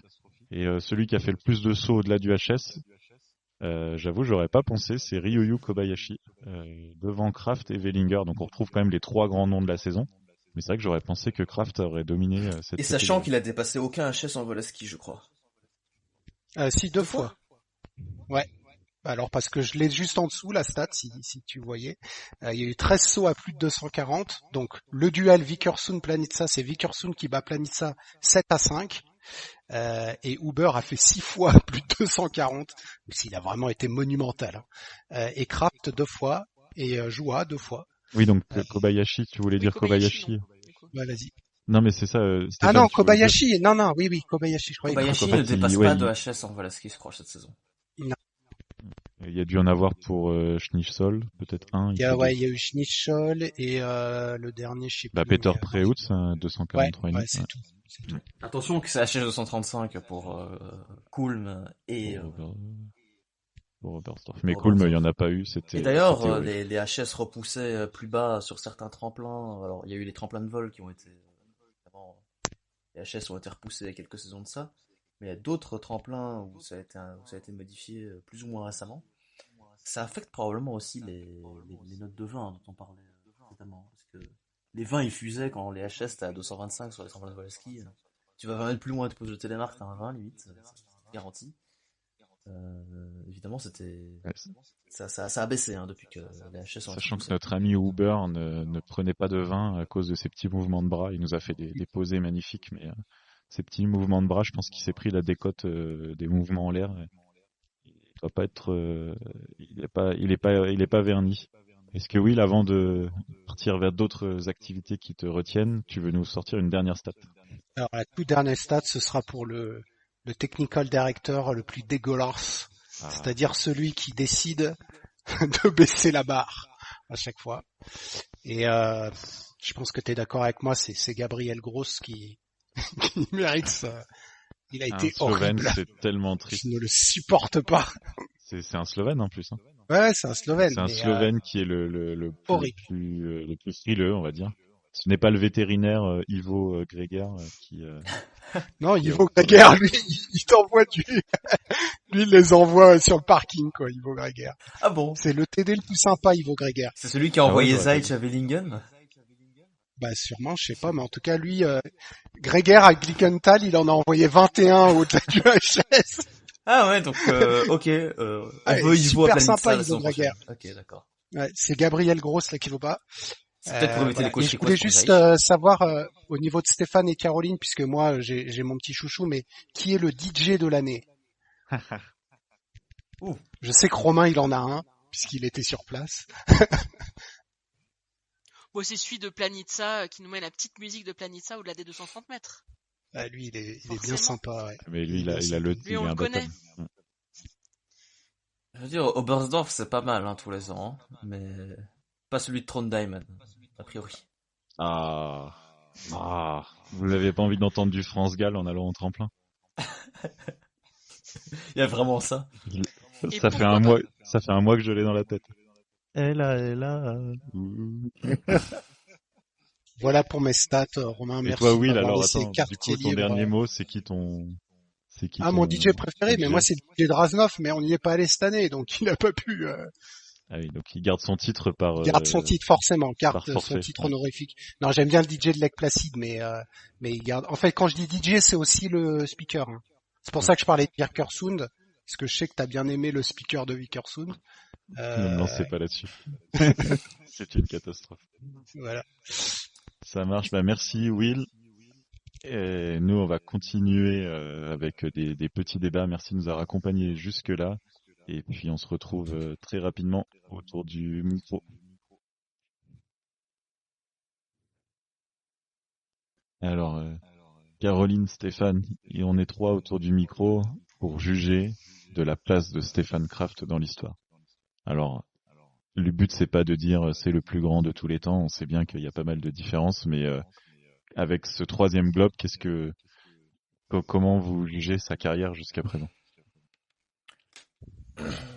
Bon, je commence. Allez, vas-y. Allez, je me lance. Alors bon, pour moi déjà, c'est extrêmement difficile de comparer, notamment avec les sauteurs du XXe siècle, parce que les calendriers n'ont rien à voir. Donc le nombre de compétitions disputées par saison n'ont aussi rien à voir. Il y a des compétitions qui n'existaient pas à l'époque. Je pense au Rower. Euh, donc par exemple, si on prend en compte le nombre de victoires, le nombre de podiums, on sait que Stefan Kraft il a passé la barre des 100 podiums récemment. Euh, c'est difficile de comparer avec les Nikkanen, les Weissflog, tout ce qu'on veut. Euh, Par contre, si on compare aux sauteurs du 21e siècle, où on a un point de comparaison beaucoup plus facile, avec des calendriers déjà très proches, franchement, je pense qu'il mérite le trône du plus grand sauteur de son siècle pour le moment. Parce Probablement que co-occupé avec un Schlierenzauer, mais pour moi, il est là, il est tout en haut, il a encore quelques années pour vraiment passer au-dessus. Euh, mais voilà, pour moi, il se place là. est-ce que son absence de titre olympique le pénalise pas trop dans cette un peu classification très subjective, la part du titre olympique? Qu'est-ce que t'en penses, Caroline? Bah, on n'est pas plus très loin de 2026, donc il aura probablement l'occasion. J'espère pour lui qu'il aura l'occasion de briller à ce moment-là. Mais je suis bien d'accord avec ce qu'a dit Stéphane, c'est-à-dire que c'est très compliqué de comparer avec voilà avec les époques précédentes et notamment voilà avec un Aonen par exemple qui a quand même marqué qui a quand même bien marqué les années 90-2000. Euh, donc après voilà, est-ce que avec des titres olympiques, il pourra passer encore au-dessus? Pourquoi pas? En tout cas, En- on peut dire que voilà, par rapport au fin 20e siècle, il est au niveau d'un Gregor Schlierenzauer. Il fait aussi bien voire mieux qu'un Stor ou qu'un Mawish. Sachant que Je pense pour que contextualiser, c'est 3 globes, un titre de champion du monde. Il est maintenant champion du monde de vol. Il a le record de podium et l'or olympique, il l'a, mais par équipe. Oui, Donc il l'a par équipe aussi. Donc ça il fait a, il que... poche il à a peu par près. équipe. Il a une tournée aussi. On pourrait presque dire une seule tournée. Qu'est-ce que t'en penses, Stéphane? Il a peut-être qu'une seule tournée, mais il l'a au moins gagné. Alors bon, on sait très bien que le pire tremplin de Stefan Kraft en carrière, c'est Garmisch. Pourquoi c'est un petit peu difficile d'expliquer. J'aimais bien l'explication de Funaki, notre cher Funaki, qui nous disait que euh, Garmisch favorise un petit peu plus les sauteurs qui ne chargent pas autant, qui ne tirent pas autant droit vers l'avant. Euh, et ça s'est vu avec d'autres sauteurs que Kraft dans un passé plus ou moins récent. Euh, Ça peut expliquer aussi la raison pour laquelle un Lanisek ou un Kobayashi qui passe un peu plus haut euh, se, aime particulièrement Garmisch. Mais oui, ça a sûrement été un facteur qui a pas aidé Kraft à aller chercher d'autres tournées, au moins qui a pu peser psychologiquement, je pense. Quand tu arrives, ouais, il faut passer Garmisch. Il y a une année, il a arrêté la qualif, je crois. Euh, Ouais. Enfin, pas la qualif, mais il s'est fait sortir en chaos system, quelque chose ainsi. Mais... Donc voilà, puis les titres olympiques, ben, le problème c'est que aller sur une carrière, tu disputes 3 JO, peut-être 4 en hurlant fort, et c'est deux Ou manches. 8 Donc, pour faire un clin d'œil à Caroline et Kassai. oui, bon, Non, mais voilà. Kassai il en On dispute va, 8, mais on va pas résoudre ce débat qui n'en est pas un, mais on peut quand même dire que ça fait depuis 2013 qu'il est au plus haut niveau et que c'est un athlète exceptionnel avec une stabilité unique et aussi un style reconnaissable. Et ça, c'est peut-être aussi la marque des plus grands de savoir qu'on peut fermer les yeux, le rouvrir, il est en l'air, on sait que c'est lui, quoi. c'est vrai, c'est vrai. Alors c'est vrai aussi, peut-être un peu moins, mais c'est vrai aussi pour Camille Stor. Euh, Oui, c'est vrai aussi, ouais. C'est vrai que c'est celui. Alors bon, les deux, ce sont les deux sauteurs avec lesquels j'ai grandi, on va dire. Donc forcément, il me parle un peu plus. Mais pour comparer avec Camille, c'est vrai que lui, il a la tournée, il a un titre mondial et un titre olympique individuel. Enfin, des titres olympiques et individuels, il en a même 3. Oui. Donc ça place le bonhomme. Il a les titres mondiaux individuels et par équipe. Mais lui, il lui manque les mondiaux de Volaski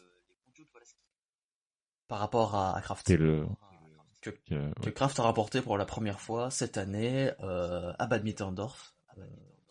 En étant favorisé par le jury qui n'aurait jamais dû envoyer Timmy Zeich dans ces conditions innommables.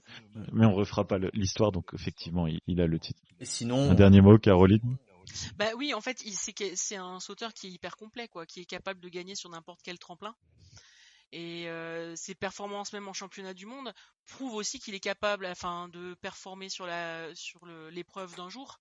Donc pourquoi pas effectivement les JO, quoi. Il peut gagner une Coupe du Monde comme il peut gagner une épreuve d'un jour. Donc c'est vrai que pourquoi pas les Jeux Olympiques, et voilà, pour avoir la cerise sur le gâteau. sinon pour rajouter, c'est encore sur la comparaison entre Storr et Kraft. Alors Storr gagne 3 fois la tournée, et 2 globes. Kraft il a 3 globes, il a une tournée. Mais Kraft il a le record du monde. Alors oui, il a le record du monde, mais il ne met que même pas 2 mètres à Camille Storr. Donc au final, ils sont extrêmement proches en termes d'exploit, de réalisation, extrêmement proches en termes de longévité également. C'est-à-dire que Storr, il a vraiment percé dans le top mondial la saison 2011-2012, peut-être même 2010-2011, certains diront. Et à part un petit trou la saison 2015-2016, il a été top 10 mondial toutes les autres saisons jusqu'à 2 ans où il a commencé à fléchir. Alors Kraft, avec ses problèmes de dos. Bon, Kraft il est arrivé légèrement plus tard, Stefan Kraft, mais sa régularité est encore plus impressionnante. Il a encore plus de podiums, il a 4 victoires de plus que Storr, alors qu'il a 2 ans de carrière en moins essentiellement. Et au général de la Coupe du Monde, alors depuis 2014-2015, il est top 6 de chaque saison, sauf la saison 2020-2021 où il fait 17e. Avec ses problèmes de dos, sinon voilà. Donc sportivement, il était à la régulière depuis 2014-2015, il est top 6 mondial. C'est une folie. Franchement, qui d'autre a fait ça dans ce siècle? Personne en fait. Storr en est le plus proche, selon moi.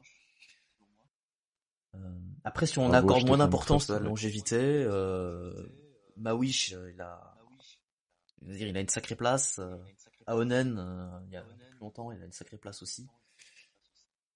Mais ça a été des carrières un peu plus, si pas plus courtes, au moins plus irrégulières. Et oui, c'est ça. Le sport est tellement difficile. On voit qu'il y a des changements de règles quasiment toutes les saisons, des combis, des skis, des cales et ainsi de suite. Donc se hisser au plus haut niveau et y rester, c'est extraordinaire. Tu fais bien de le souligner parce que ces sauteurs qui ont des longévités incroyables ont traversé plusieurs réglementations, cycles de réglementation, et ils sont toujours au sommet. Donc ça, c'est vraiment ce qui est le plus impressionnant avec ces deux bonhommes. Avec surtout ces deux bonhommes. Alors, Kraft, il est autrichien, donc ça nous fait une légère transition vers la question si la réduction des quotas était une bonne ou une mauvaise idée. Donc on rappelle le contexte. La FIS a retiré un quota globalement aux grosses nations, ce qui fait que au mieux, donc les Autrichiens, Norvégiens, Allemands, on va simplifier à l'extrême, peuvent être 6 là où ils pouvaient être 7 habituellement. Et donc les Polonais, par exemple, sont que 5, là où s'ils ont compris le quota de COC. Je cite le message de Will, parce que ça va nous lancer dans ce débat. C'est une très mauvaise idée. Les Autrichiens devraient pouvoir venir à 10 en Coupe du Monde. Ce qui est sûr que, pour contextualiser son message, sportivement parlant, les Autrichiens ils pourraient tout à fait être 10 dans les 30, voire peut-être même 10 dans les 15 ou 20. Il n'y a pas de débat là-dessus, on avait un peu entamé là-dessus sur le gros niveau, mais est-ce que cette réduction des quotas a porté ses fruits? Caroline, qu'est-ce que t'en penses? C'est effectivement un double tranchant. Après, ça laisse un peu de place aux petites nations en Coupe du Monde, petites nations dont la France d'ailleurs. Et puis voilà, pour continuer sur mon fil rouge depuis le début, ça a aussi probablement contribué au retour de Noriaki Kasai en Coupe du Monde, parce qu'effectivement il y avait un peu plus de place en qualification, on était avec finalement peu de sauteurs à éliminer pour se retrouver en première manche de Coupe du Monde. On n'avait pas des grandes qualifications à 60 ou plus. Oui, c'est ça. Mais mais c'est à double tranchant quoi. Après Quoi. effectivement ça prive, ça oblige certaines nations à faire une sélection un peu drastique et ça nous prive de bons sauteurs aussi. Tu cites Kassai, mais ou Valentin Faubert, par exemple, au Roer, tous les deux là, ils sont donc pour pouvoir aller à Trondheim et à Vikersund, il fallait être dans les 50 du Roer. Ils sont en toute fin de ces 50, donc ils ont pu aller voler grâce à leur performance. S'il y avait eu un Norvégien et un Allemand et un Autrichien de plus, ils seraient certainement sortis du top 50 et on les aurait pas vus au vol à ski. Donc le but de la FIS pour ouvrir de toute façon c'est le but assumé de la FIS, d'ouvrir à plus de nations et donc susciter de l'intérêt ailleurs que dans les pays phares du saut à ski. De ce point de vue-là, arithmétiquement parlant, on peut dire que ça a partiellement marché. Qu'est-ce que t'en penses, Stéphane? Alors c'est un problème de compromis, encore une fois. On essaye d'ouvrir un peu plus, mais alors bon, la majorité du temps, ces nouvelles règles n'ont pas changé grand-chose parce que on enlève un sauteur de quelques nations, donc ça change pas grand-chose à la liste de départ. Tiens, Mais justement, pour te lancer il y a que 6 sauteurs qui ont mis des points pour la première fois cette saison en Coupe du Monde. Il y a Embarer, donc l'Autrichien, donc on en a parlé longuement. Dans les grands pays, c'est un Norvégien seulement, c'est Jorgensen. Sinon, les 4 autres, c'est dans des entre guillemets petits pays. Tate France, Kasperi Valto, Andrea Kampreger l'Italien et Valentin Faubert. Donc, mais honnêtement, en fait, même sans cette nouvelle réglementation des quotas, ces 4-là auraient mis leurs points parce qu'ils étaient bien dans les points quand ils les ont mis. En tout cas, ils étaient bien assez haut en première manche quand ils ont inscrit leurs points. Donc sur ce point-là, ça n'a pas changé grand-chose. Moi, ce que je crains, c'est que la Coupe continentale soit encore plus déséquilibrée par les refoulés de la Coupe du Monde, comme on pourrait les appeler, et qu'on ait encore un Autrichien de plus qui n'a rien à faire là concrètement, un Allemand de plus quand ils sont dans leur période où ils sont beaucoup en forme. Le 6e ou le 7e Allemand, c'est un très bon sauteur et il va probablement faire podium.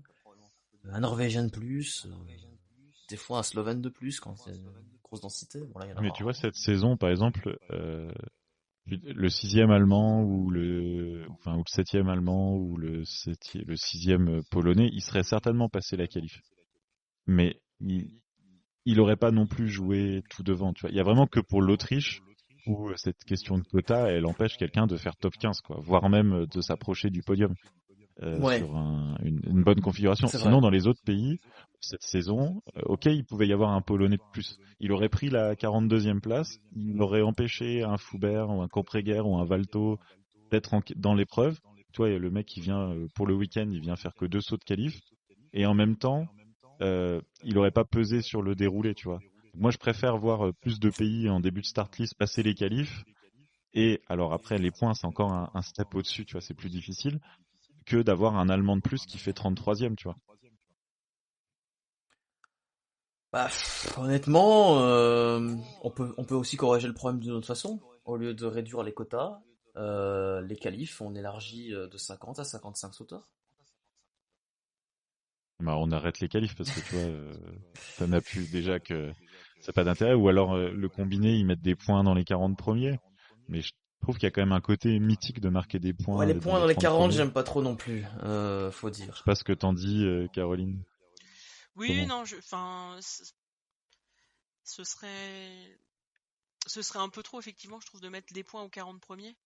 Il y aurait moins le prestige. Et ça resserrerait aussi les écarts mécaniquement parce que les points sont calculés un peu différemment. Mais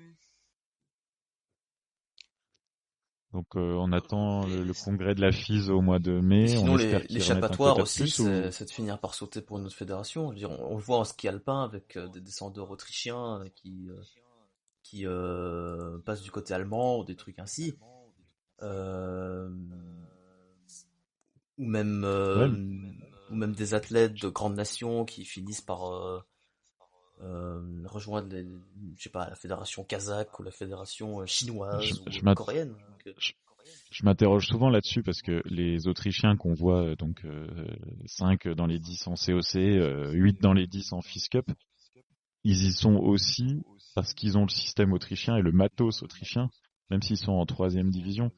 Et en fait, ce que tu viens de dire, je me suis souvent posé la question, mais en fait, ça se trouve, tu leur enlèves les moyens, tu vois, ils pourraient plus performer autant parce c'est que le vrai. système autrichien, il est extraordinaire, tu vois.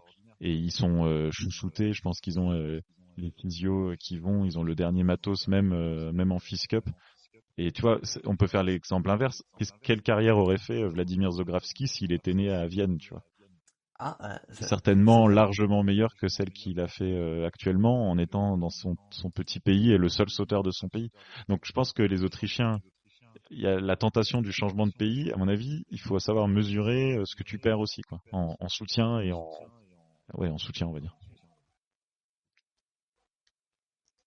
Bon, après, on peut arguer aussi que ça les prépare aux sélections nécessaires pour les championnats du monde, les Jeux Olympiques, où les quotas sont pour le coup très très resserrés. Ouais, Alors l'idée n'est évidemment pas de s'en rapprocher en Coupe du Monde, mais Mm.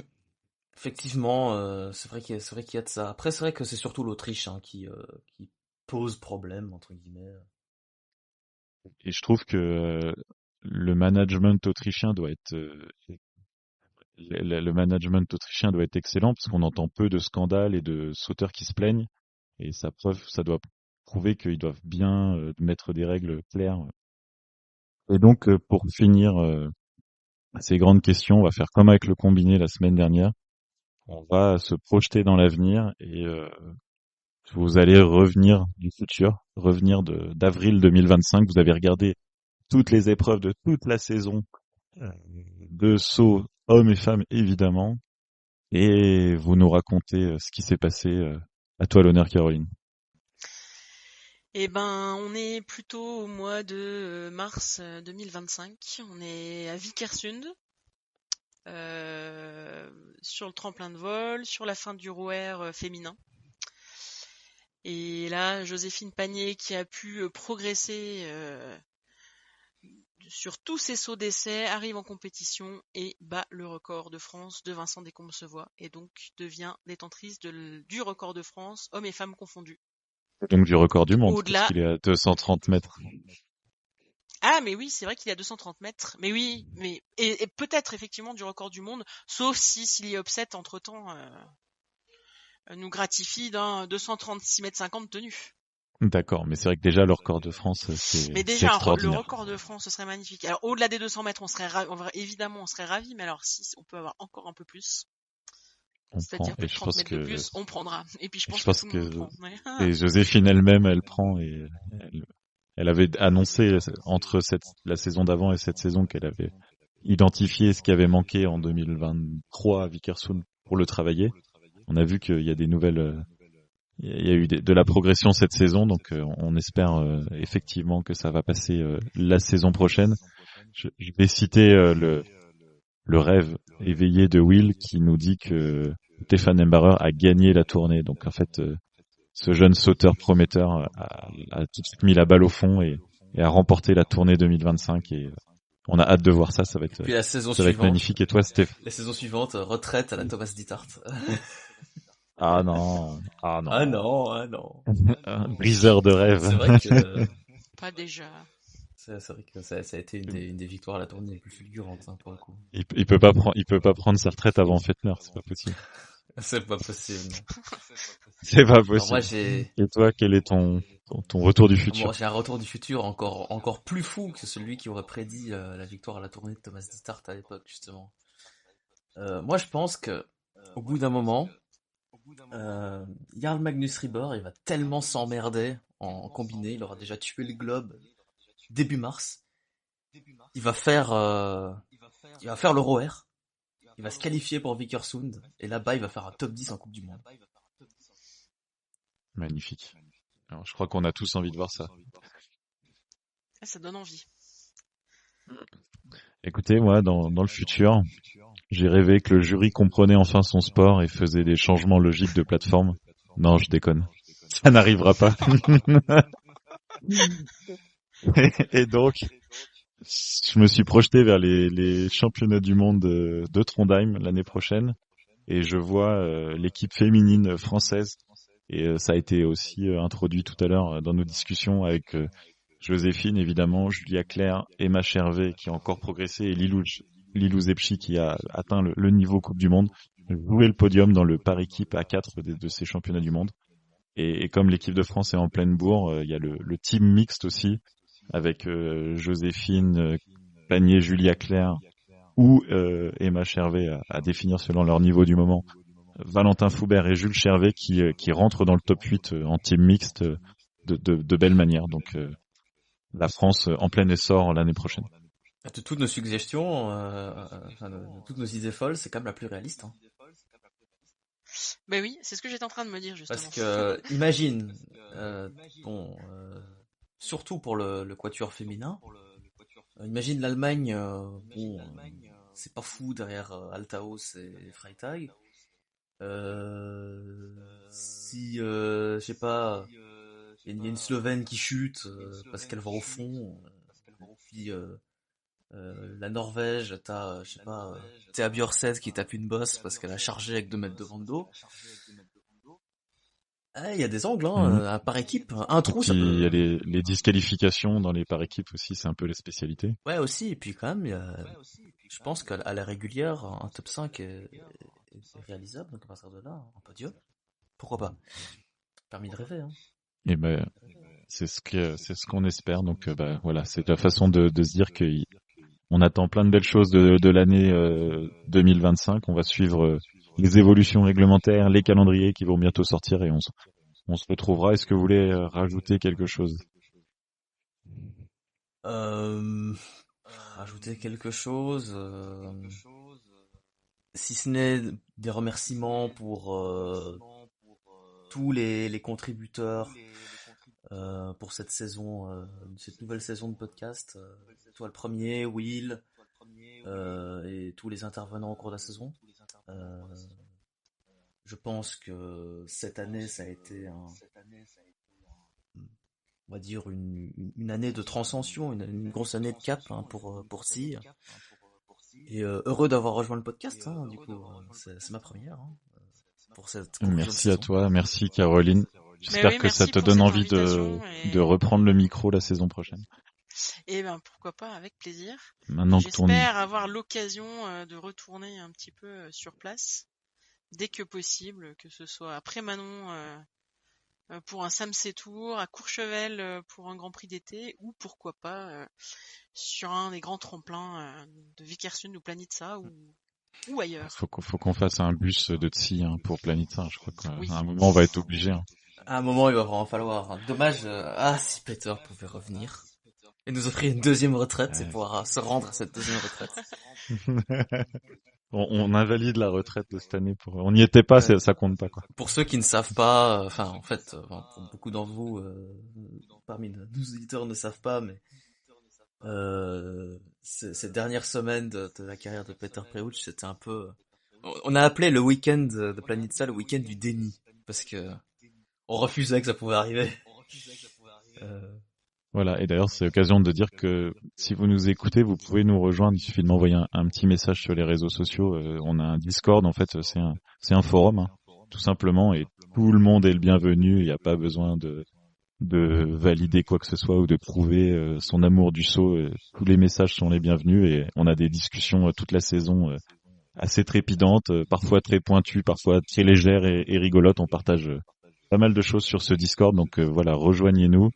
Et donc voilà, merci Stéphane, merci Caroline, merci Will pour cet épisode. On a bien parcouru, je pense, toute la saison. Et puis à titre personnel, je voulais remercier toutes les personnes que j'ai rencontrées au tremplin cette saison, les sauteurs et sauteuses qui sont toujours très accessibles, les entraîneurs, tous les staffs, les familles qui sont toujours prêtes à partager leur amour du saut et l'amour de leurs enfants qui font du saut.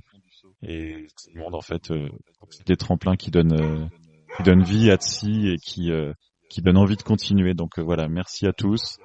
Les amis, on se retrouve dans quelques mois certainement pour le Grand Prix d'été. Et puis d'ici là, va falloir faire autre chose que penser au saut, mais nos vies sont bien remplies. Donc à bientôt tout le monde. Merci, à bientôt. Merci et à cet été pour les Grands Prix d'été.